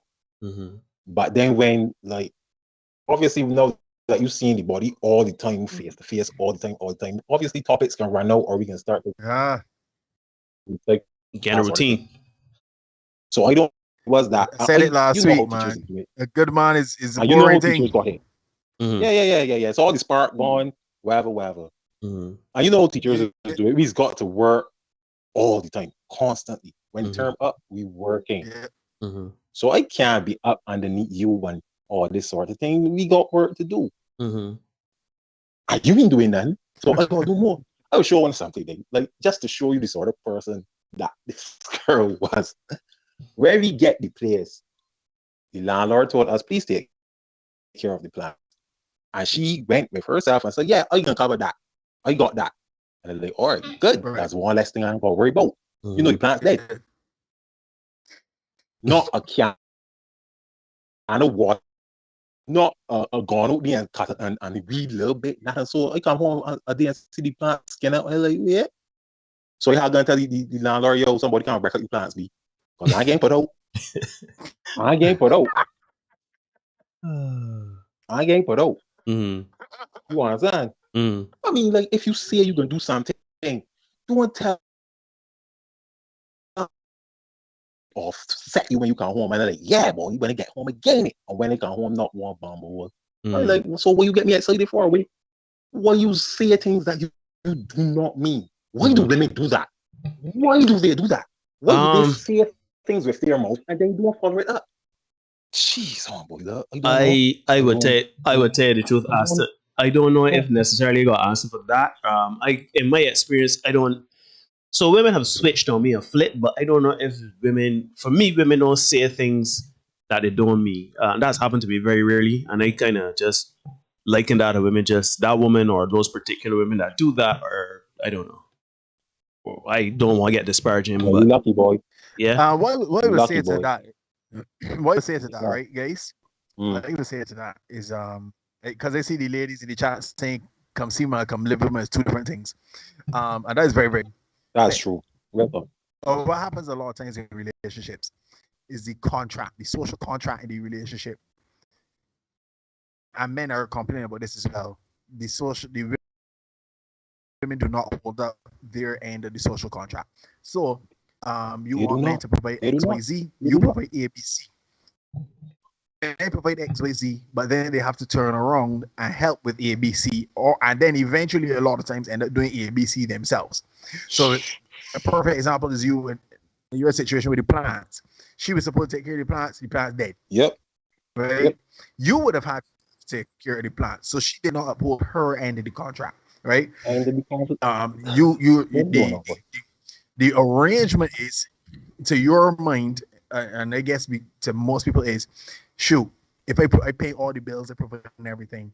So for me, you should be doing something. So is regular sex you're providing, is food, you're cleaning the house, what you're doing. But what happens is, no, I say you provided everything, and then you ain't getting that anyway.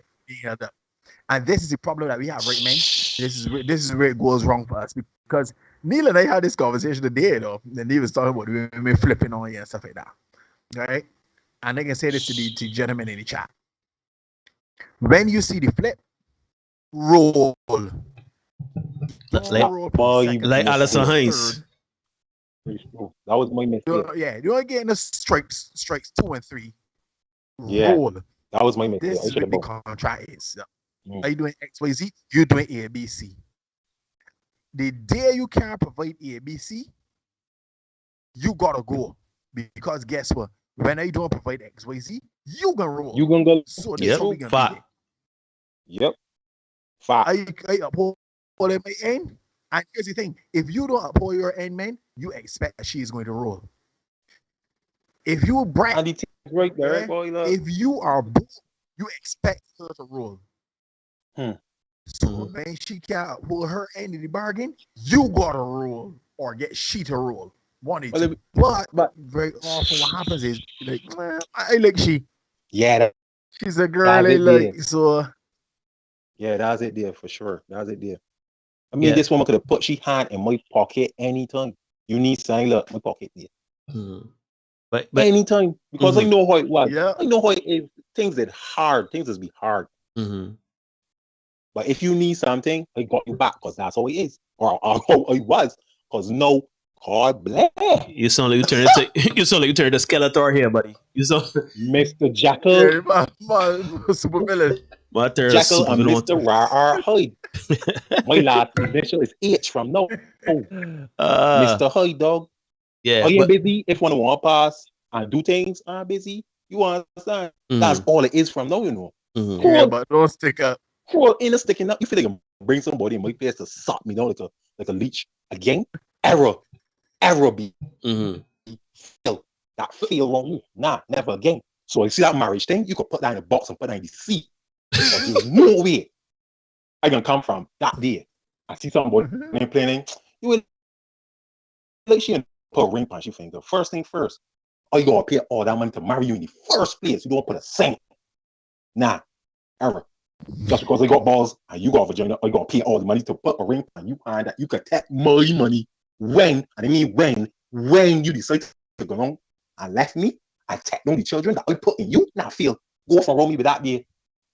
Go for me with that day. Nah. So never again. Well, all right. Never again.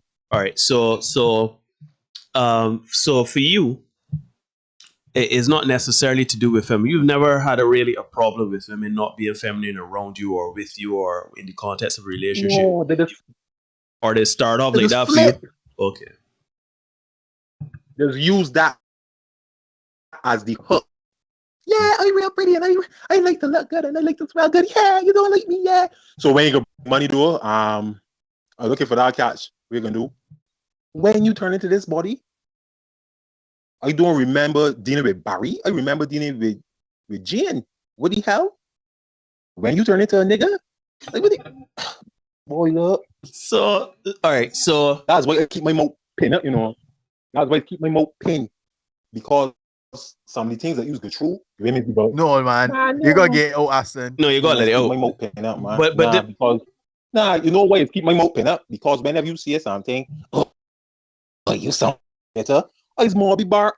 But where else I gonna be? I am justified in my mobbiness, though. I justified. I certified in my mobbiness. Because he's shite that one is one can't run me with. I shouldn't even be looking at one of them. So, all right. As ways. But no. I went sleep one morning and find my place empty. I wouldn't rag yet. You can even wait me and tell me, well, yeah, you're going long. Nice. So, wait. That's crazy to me. That's crazy. I went sleep in the morning. So, okay, explain to me, Aston. I went sleep one. We was having a rough time or whatever. We was having. You went sleep. So I was doing my planning the night time. So I worked right through the night. So it was like right to the morning. Through to the morning. Okay. So we was having the arguments on whatever. All right then. Mm-hmm. So I saw a younger sleep. Where did I get her at 12 o'clock? The same day. It was a Saturday. I will never forget this. I get up. I take a step out my bed. I look wrong. I see most of the sheet toiletries, everything gone, clear, clean. Right. Look out in the front house. She thinks gone. I find her keys on the table and a grief note in the corner talking about, well, you know, sometimes it's go cherish the memories that you met. I think she ain't. You get a Dear John letter, my man. You get a Dear John letter. So you would understand now. You would fucking stand why I stand them no more. Because if I could pay your way, if I could put you on my back like a haversack and I could carry you all through 2 years, 2 years of paying rent that I could have ill afford, but I did it because we was a unit, and then I could get up one morning and I can see my place empty. You ain't even let me know that you get wherever you wrestle your wing. See, and you see, smell, hear, nothing things. And you can come and tell me, and they ain't got no sharks this time. Mind your radiator and that. No. Shark infested waters, but I am not doing it anymore. No. All right. So, no. Aston, I can ask you a question, and I don't want you to take it the wrong way because you know how we, especially as men, don't normalize like getting help and talking about things. Have you considered or have you gotten therapy for that situation? Because I ain't gonna lie to you, brother. If it were me, the Dear John letter would have sent me over the edge, and I would have need to talk to somebody about this. Is that something that you've considered or that you've done? Yeah, I know I gotta do it eventually, man. I know I gotta sit down and talk. But for me right now, I trying to keep it together. At the end of the day, I got the little one away, and he's a single father. So from the time you hear a single father, mother's still alive, you don't know. Yeah, I already know your situation. Yeah. All right then. So he's co-parent, but still, I got most of the responsibilities there. I ain't got time to play in a line up and telling me, well, you know, my mommy was single and I got that sort of time. I got work to do. I got my family to take care of. I got my children at school to put on my back too. So when I set help myself and sort myself, I think I will go and get all the help I need. But right now, I need to stay by myself and keep myself protected from these things that walk in both here, you see? Because they ain't got your best interests at heart. They ain't got them pocket at heart. Them about you. Then will see you and take you and ride you for 2 years. And then get off when another man that got a thing done but he kneecap or got a big car. Yeah. Because that happened to me already too. Looking for your foot when I was younger.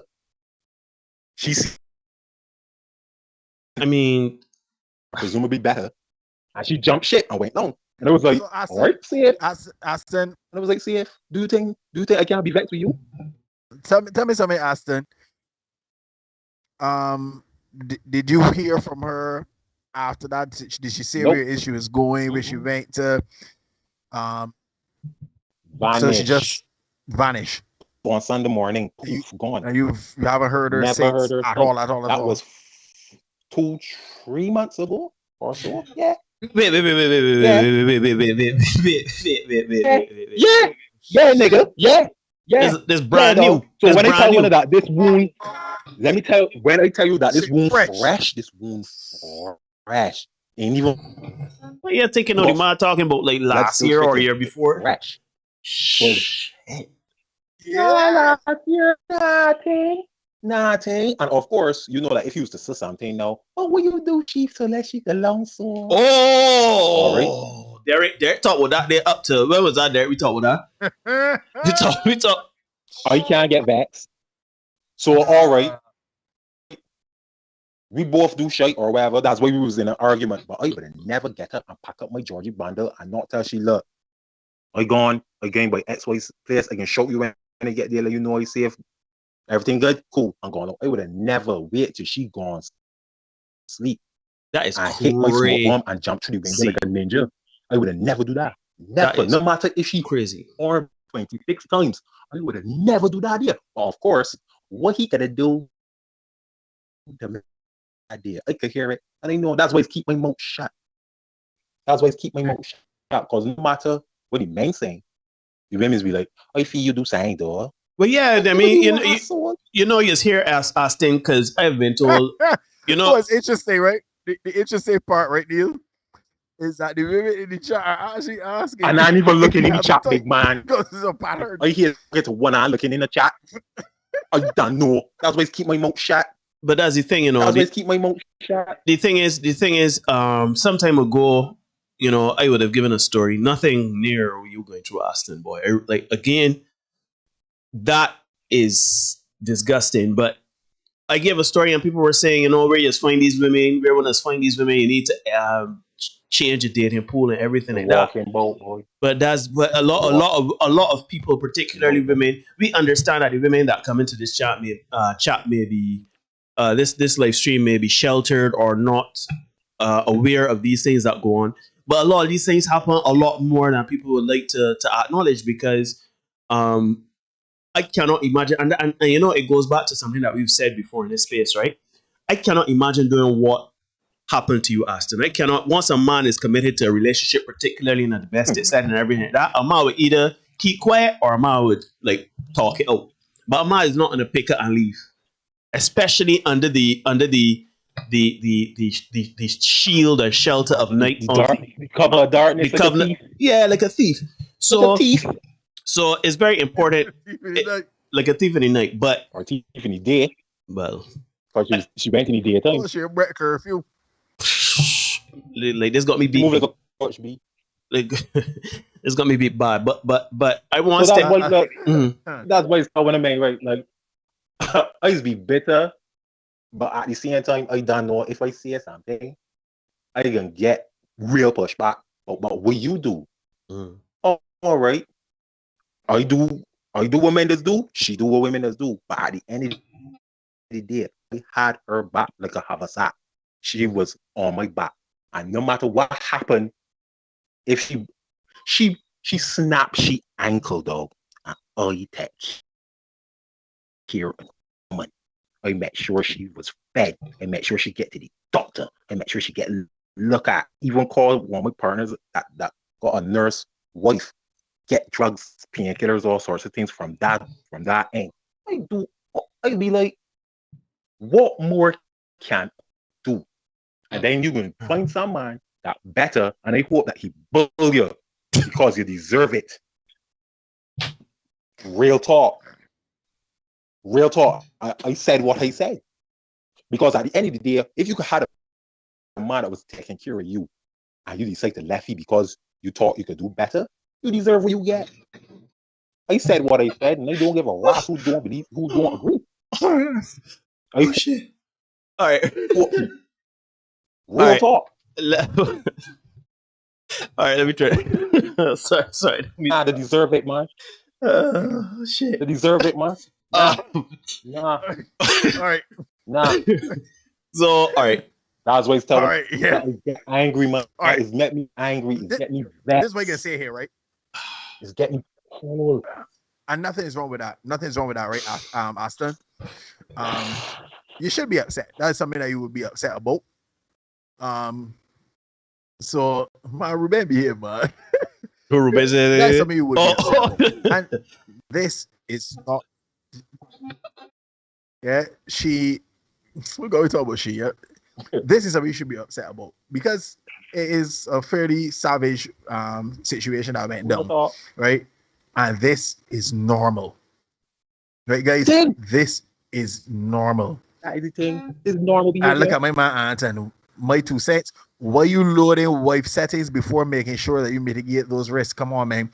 That's poor risk management. We got to operate with more precision in these times, Alright, which is what I was now coming That's why I to made say, a mistake right? because I thought Right. that this was because I was getting all the markers of this going forward. I would have never made that step if I did not see Right. those signs. But as soon as her big toe come through the door, it was a totally different nigga.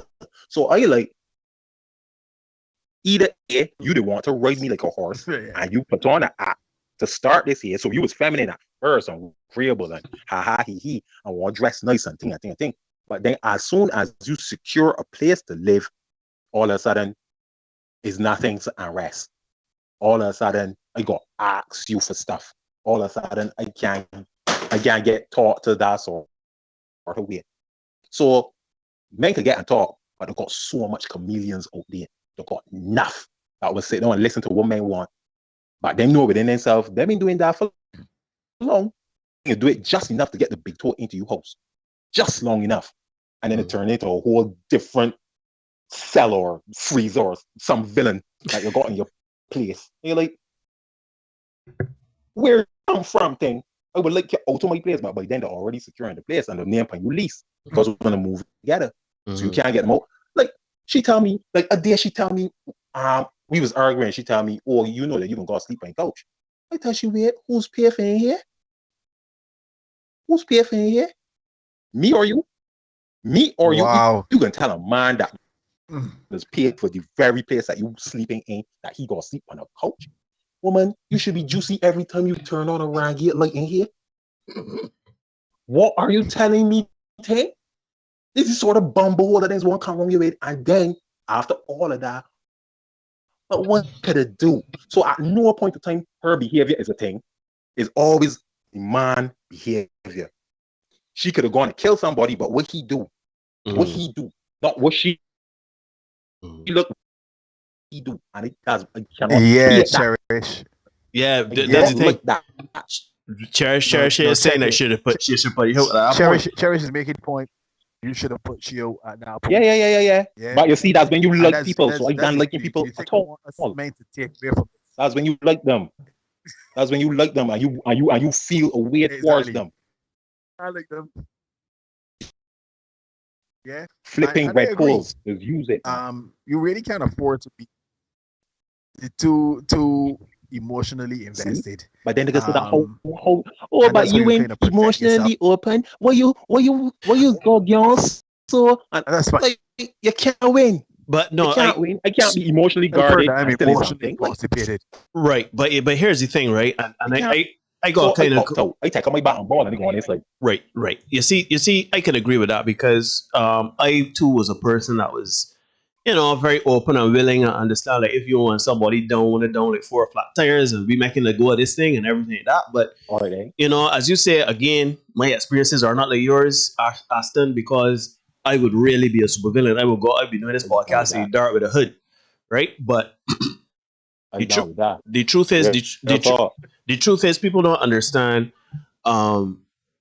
Situations change you, and you become heavily guarded. Especially, and I know a lot of people can say, "Well, it's your fault how you chose and everything." That, but trust me, ladies and gentlemen, there are sometimes you just find yourself in a situation and you literally do not know how you've gotten there.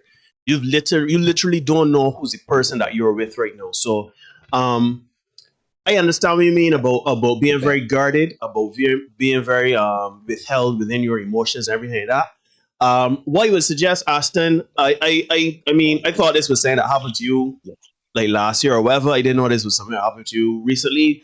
Yeah, you need some time, my brother. You need time and everything like that because we laughing, but we laughing mainly at what you're saying and how you're putting it over. It's funny, but we're not laughing at the situation. You understand me? I cannot. In a situation to laugh at. It's not a situation to laugh at. It's not a situation to laugh at, right? But what I would say, Aston, is that unfortunately or fortunately, however you want to look at it, you now have to do things for yourself. And you're gonna have to prioritize yourself more, your emotions more. And Yeah, this is what Derek talks about all the time about men going their own way, and essentially men realizing with this saying this is not this in a game like today. Derek was telling me this, you know, like it is a game now that you know you can't win. Caswell. Yeah, yeah, Caswell. Shout out Caswell. Right, but to me. Caswell. But to me, I am not playing a game that I can't win, or I can't at least feel like I doing something in there. But this is why Derek says all the time, be the best version of you for you. You gotta prioritize yourself. You gotta prioritize yourself, and you got you. So to me, a woman ain't even working fun. A woman ain't gonna be you top 5 equation. Exactly. So Aston boy, I want to thank you very much for calling in. We really do appreciate it. As much as some of the things you said were funny, like how you brought it over, what you've just said is not a laughing matter. Take care of yourself, my brother, and we will, call it anytime. You know? Man. And I sure you got Derek contact information or anything like that. If you want chat, just shout him in, and we could talk about some stuff. That easy, man, for sure. All right, man. So keep doing it. Thanks. And watch one Thanks, buddy. And do anything, man. All right, man. Thanks. Yeah. Yeah, man. Appreciate it. Right, ladies and gentlemen. That one was a little rough. I feel like that was a Senate short. All right. So yeah, boy. So this is what I would say, right? And I want people to understand something very, very, I think, coming out of what Aston just brought up, right? Because he's obviously very angry. He's, it's really fresh. I didn't think it was that fresh. But a lot of people got to understand that these are things that happen. And while I don't believe Aston believes every woman is going to do that, he is not on his guard. And these are things that happen, right? Good men go through bad situations, whether they choose badly, they choose not to, go with their gut feeling or see red flags. They decide to say, you know what? This is what it is. It's about sacrifice. It's about commitment. It is about compromise. And they find themselves with bad people that do bad things. But these things happen, ladies and gentlemen. And what we want people to understand is that it is important for you to really prioritize yourself and really understand who to give your attention to. And, it can sound bad, but you're not under anybody's timetable when it comes to getting together, domesticating, marrying. If it takes 10 years, it takes 10 years. If it takes 5 years, it takes 5 years. But if you need that time to be secure in you getting to that next step in a relationship, that's what you need to do. Because so often we get to this point where, everything going good, we kicking it. You say, well, shoot, I like the look of she. We cool, we comfortable. Why not move in together? It makes sense. You pay for apartment. You always spending time here, baby. So we can pool those resources, right? You got to, people may mention, come see women and come live with them. You got to feel comfortable in yourself until you make the next decision, right? I don't even know what he could have done to mitigate the situation. I don't know how we could have been more discerning. Obviously, the information is limited, but I still feel as though we gotta be very aware. We gotta be hyper aware about who we are seeing being represented by our partner, and we gotta be very careful before we decide. All right, well, let me make a go of this thing. Let me give a go of this thing, because it is very easy for you to be taken advantage of. You could be a nice person genuinely, but then the person might decide, all right, I got the cow, I got the milk, so I'm paying for the cow. What I got to pay for the cow for? So we got to be very careful. Yeah, Derek, you muted? I think you muted? I'll say this right now. Oh, go ahead. We had a conversation. Oh, we got a huge delay. Oh my God. Hold on a second. We got a huge delay. Yeah, bad one. Mm. Let me see if I can sort you out here. So, you sorted? Yeah, I think so. Go ahead. Cool beans. Good. Let me say this, Neil. To the gentleman in the chat. And I can say it to the ladies too in the chat, right? And the ladies, you can tell me if you agree or not. We had a conversation earlier today, Neil, and I said within the confines of our private chat, men need to pimp women, right? Operate with women as if you were a pimp. No, before the women play at me and say that I encouraging prostitution, no, that is not what I'm suggesting. With a pimp, right? With a pimp, the woman has to provide some value to the pimp. And we know the value that that woman will provide to the pimp, right? No. In a situation, for example, you need to require her to put in something in this relationship to reap the benefits you are providing. Right, gentlemen? Men have value. Men provide value. And you need to recognize that as soon as it comes to a situation where, let me go the other way first. You have to require the women you are interested in to provide some to put in on what it is you're doing. They have to make some kind of investment. It can't be this, well, I turn up to the table or I am the table. Nah, that is bullshit. Right? So you have to require the woman that you're talking to, interested in, you want to hit, whatever, you have to require her to make some kind of investment. She has to earn.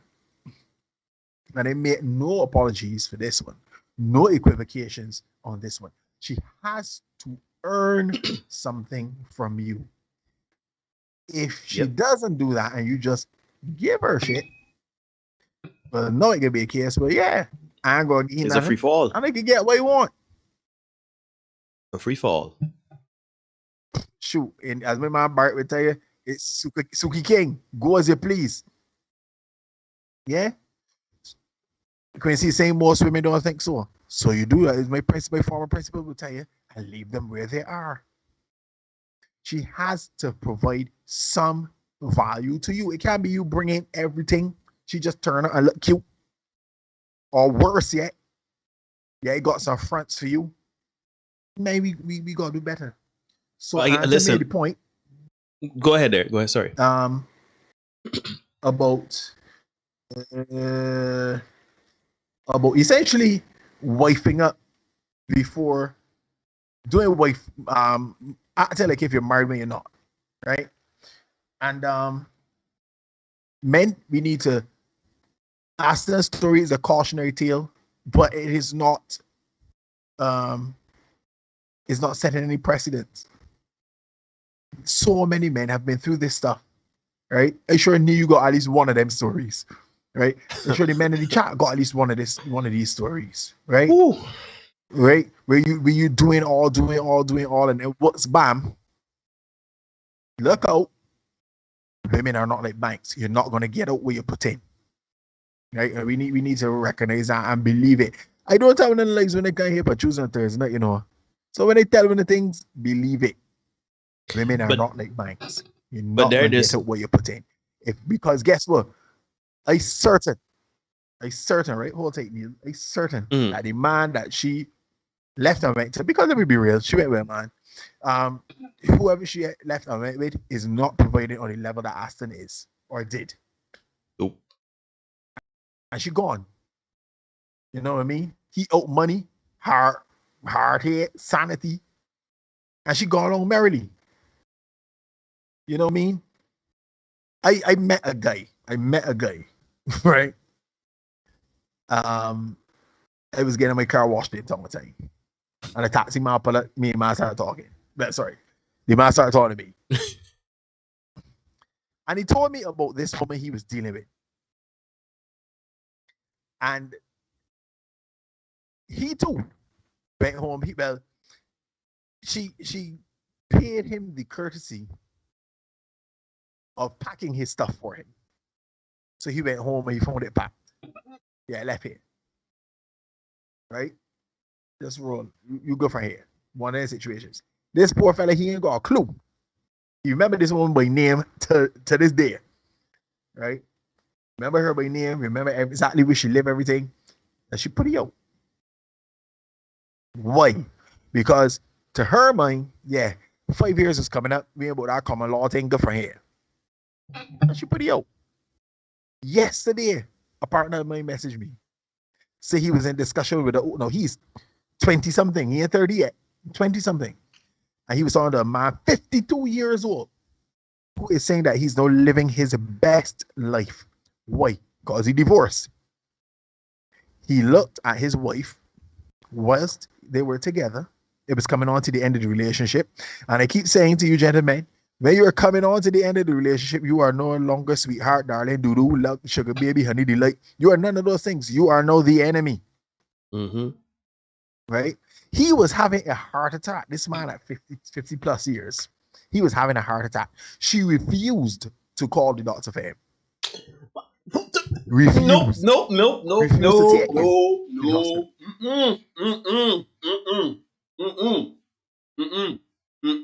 Refused. No. Yeah. You know what I mean? So everybody got one of them stories.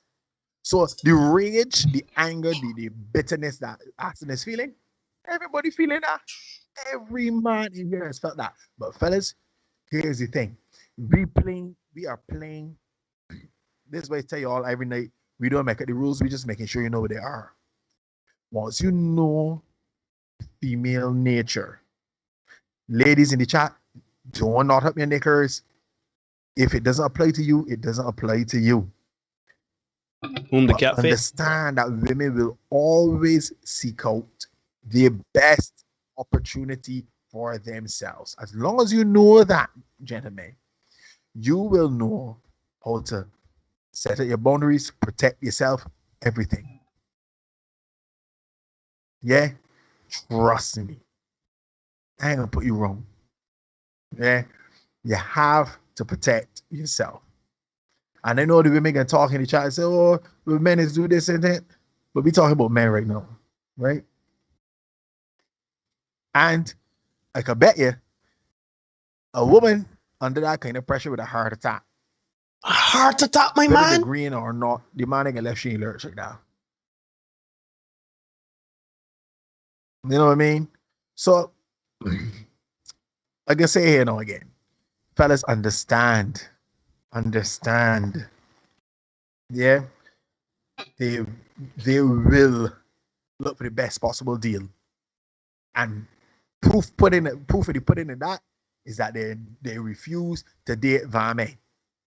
They get the Varman. Yeah? They ain't dating a Varman. So whether or not it's really, oh, I ain't dealing with this or I ain't dealing with that, they still ain't dating a Varman. So they still want a certain amount. There is a certain socio-economic flooring under which they will not go. So as long as we men understand this, there is no need for you to be vexed. There's no need for you to be bitter. Yes, you will be. You will be upset and think, well, look at all the investment that I put in, and she just gone along with somebody else that ain't do nothing. Let me get Keisha there so for that. So you put in all the work. We talked about pretty larceny last week. You put in all this work for Kenny Land, and another man gone along Roy Cross. I know he's hurt. But once you understand that that's how women move, you're not gonna be vexed. They chalk it up to the game, so you can get me there. And you keep it rolling. Right? So when Dion says, are we prepared to stand on our square and not accept foolishness? That is the real crux of the matter. Because we as men gotta say, you know what? Like, especially after my divorce, right, Neil? I found that I was like, I was a guru in terms of spotting combative women. So then cantankerous women, as Dion described them. So when you come and you quarreling and you need to be right, and you just one of them in the boy can't tell me now about talking out my mouth. You use one of them. All right, no problem. Be cool. Be good. I show you from afar. Just do what you want to do over there.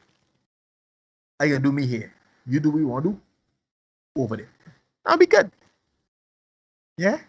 Be good. In a big thing, in a noise. Do your thing.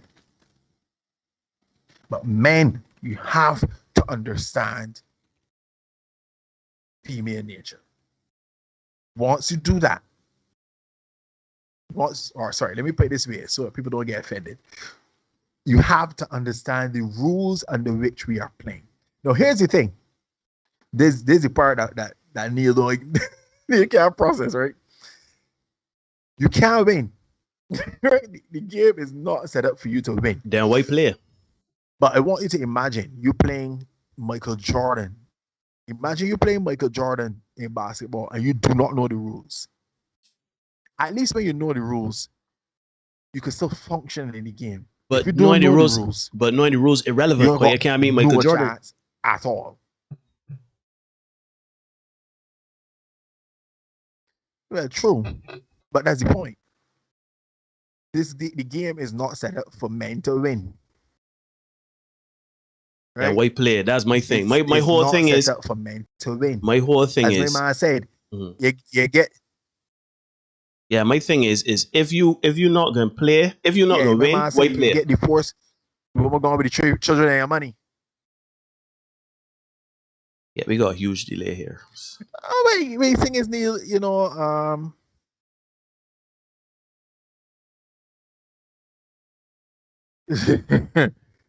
yeah.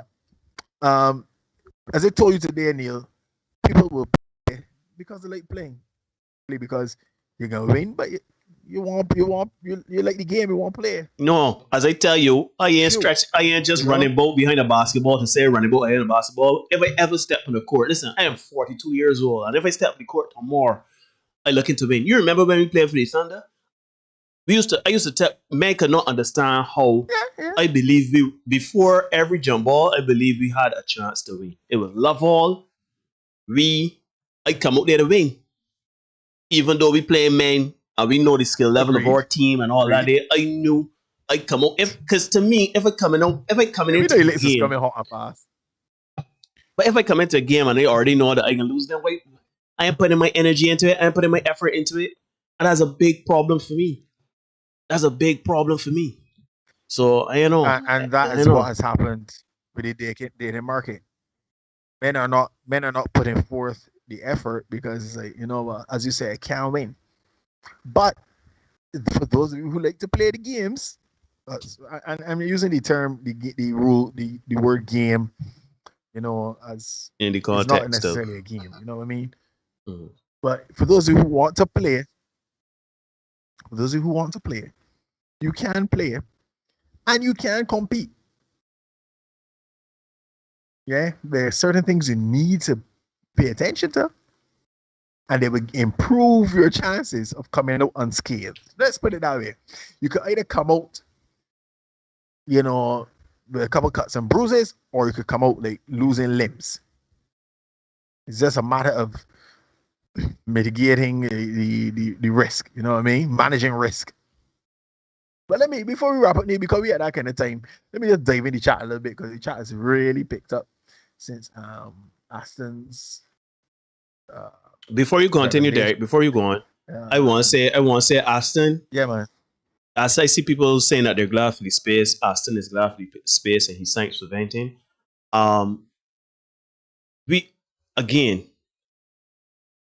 We appreciate that, and this is what this space is for men to see how school keeping, and if you need to vent, you need to vent, right? And we encourage anybody, you know what I mean? If you need to vent, if you need to talk, find somebody to talk. It don't have to be professional, you know what I mean?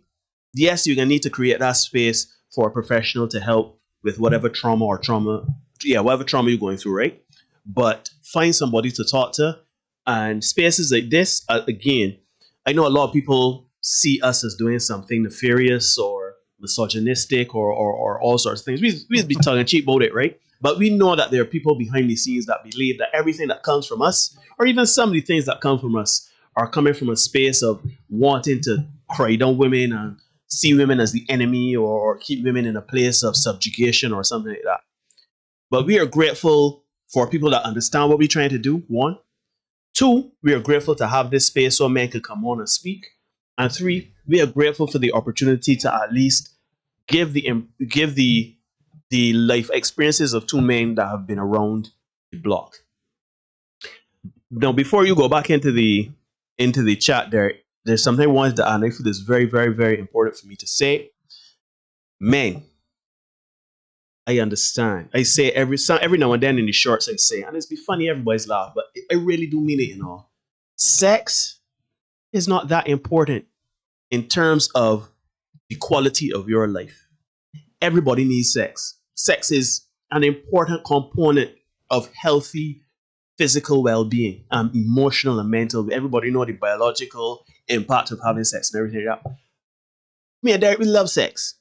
When in the chat, want to love sex. But man, what we want y'all to understand is don't be out here putting up with stuff or being blind to red flags because or bad treatment, as they like to say, or rewarding aberrant behavior behind sex. Because when you get that loving, when you get that gushy gush, you know, MTR to say the viscous innards, you know, the Hodge twins to say the sugar walls, when you get that intimacy, you can't do anything with it. You can't. It is not a trophy you've unlocked. It is not something you could put on the bank. It doesn't go into escrow. You can't then sell the experience. You can't do anything with it. So we have to be very, very understanding that while we do want the access to intimacy, Derek was saying in the chat, we are making a lot of references to the chat we had today in the group chat thing. But everything comes with a cost, especially the access to intimacy. A woman ain't just let you come in the place and just have sex. Everything is a cost. So you gotta understand, man, that you can't be out here saying, let me keep the peace because I want some loving later. Or let me put up with this bad behavior because I want the loving later. Or, you know, she got a bad attitude and she's going like a man, but I can put up with it because trust me, there ain't a loving in the world that good enough. There ain't no ushy gush in the world good enough. There ain't no, for the women out there, there ain't no lumber good enough for you to put up with bad treatment. For real, real, real. It is not worth your peace of mind. So to that end, men, it is okay to say, no, that ain't gonna work with me. It is okay to walk away. It is always to say, no, thank you. It is all fine and good to move away if you feel uncomfortable and unsafe. Because honestly, man, not like, you know, my father's always telling me, his mother used to tell his grandmother used to tell him, woman like a bus. Another one coming along. Just know.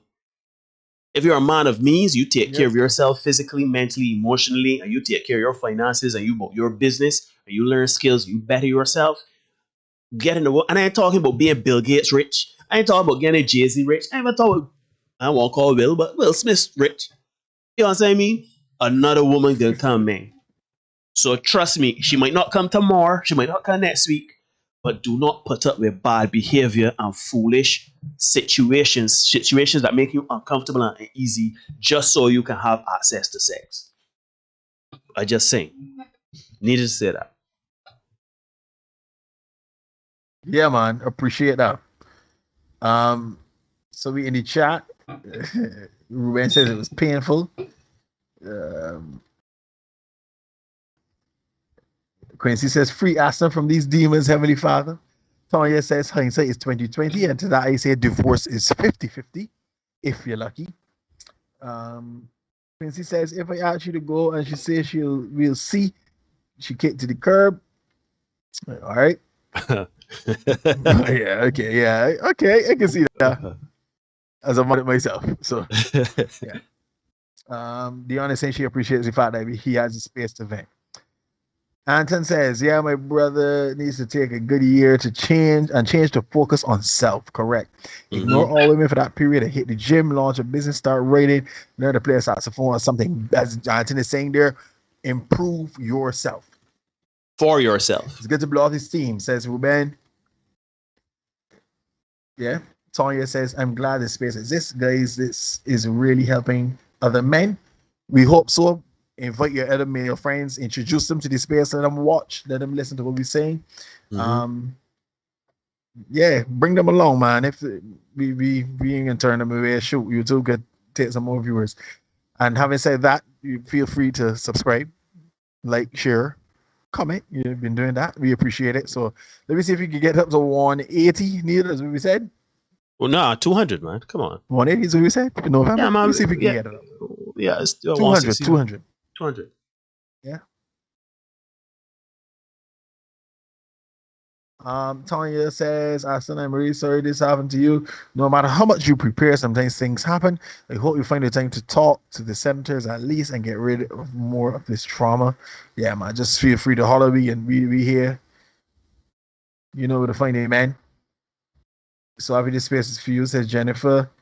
Chairman, the good men always get what Aston got, and I'm still looking through this and looking through this sand pit for those good women. Says Quincy. Ruben says, nearly every man has a story like that. Yep. Nicholas agrees. You either get less or more than what you put in, depending on the lady involved. Yeah.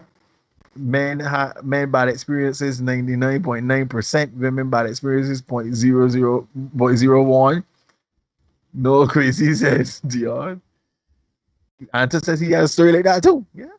Unfortunately, I was the other dude. I was young and dumb, and after seeing how that man was affected, I vowed never to break up a relationship again. Men need to look out for other men too. Left out the entanglements for the sake of a brother. Many fish in the sea. Yeah. Listen, as you know, female nature, it's two things go through your head: accept it or just war in the mental. Yeah, but that's the thing, guys. You don't have to be upset. You don't have to be angry. Just accept it for what it is. Yeah. Don't be vexed. All right, let me go this way first, and then give you the other one that I saw. But don't be upset with, fish for swimming in water, and that's what fishes do. So if you know there's things that women do, don't be vexed when women do them. If you know they got things that men do, don't be vexed when they do them. There's another way of saying it. Don't be upset with clowns. Ask yourself why you keep going to the circus. But that's another story. Okay.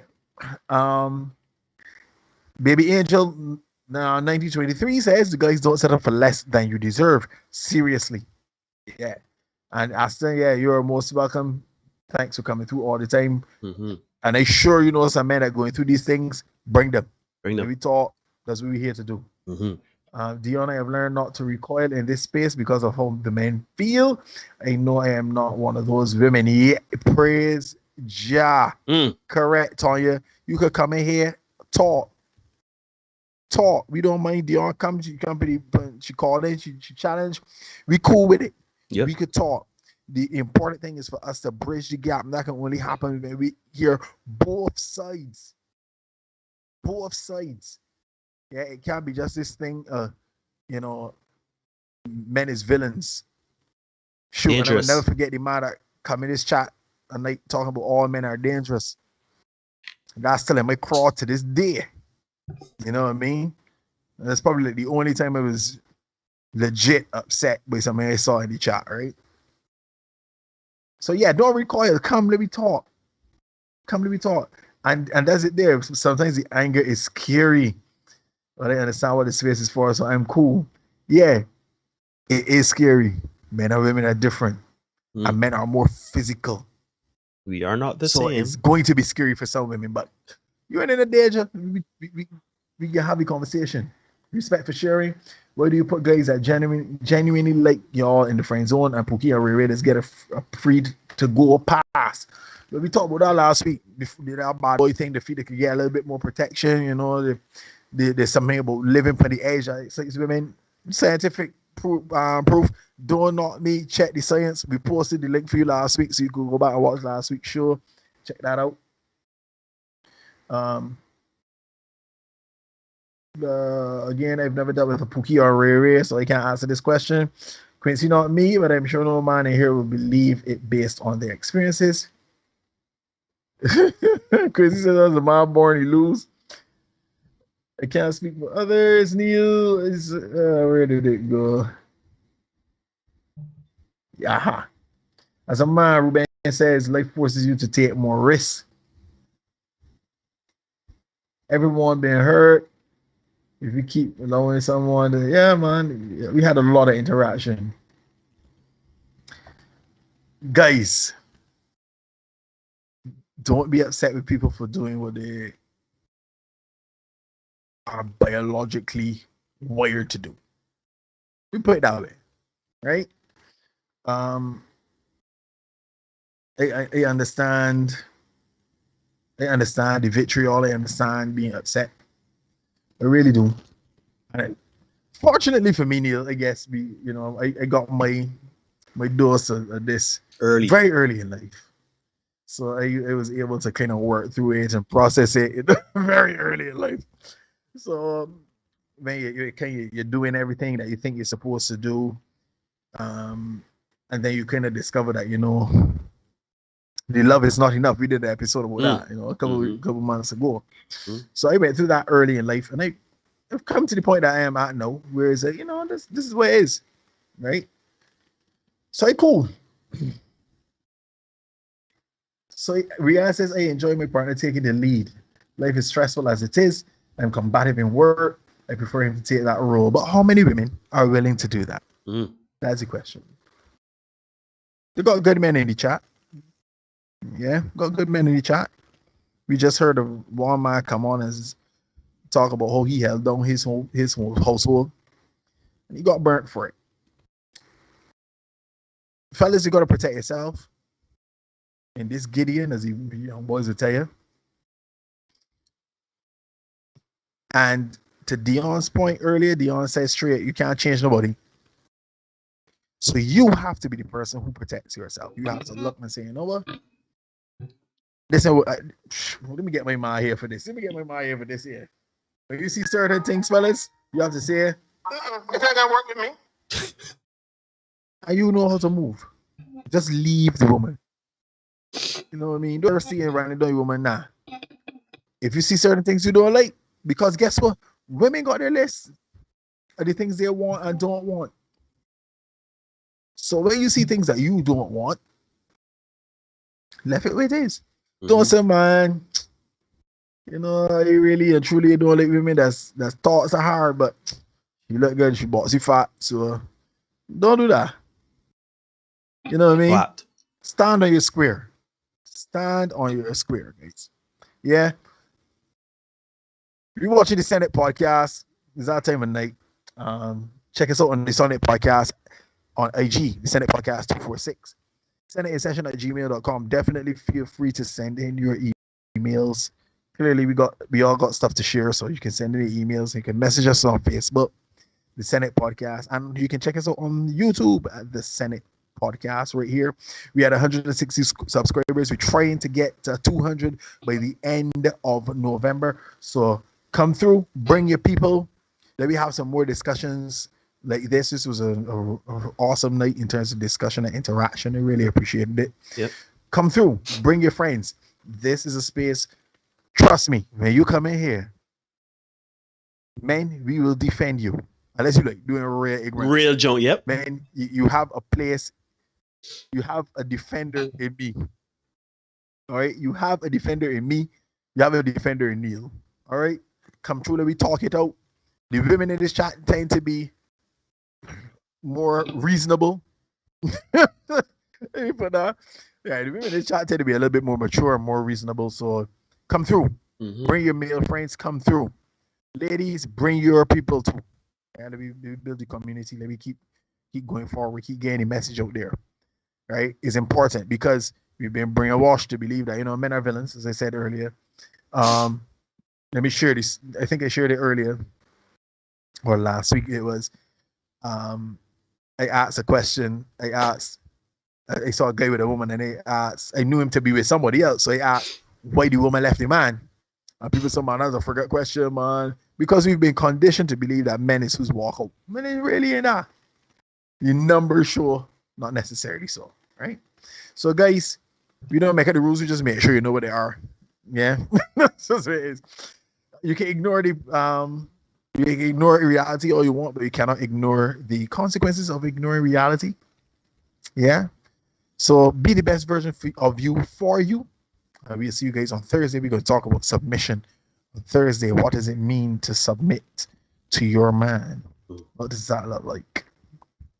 So yeah, we can talk about it on Thursday. See you guys on Thursday, guys. Look up for a short tomorrow.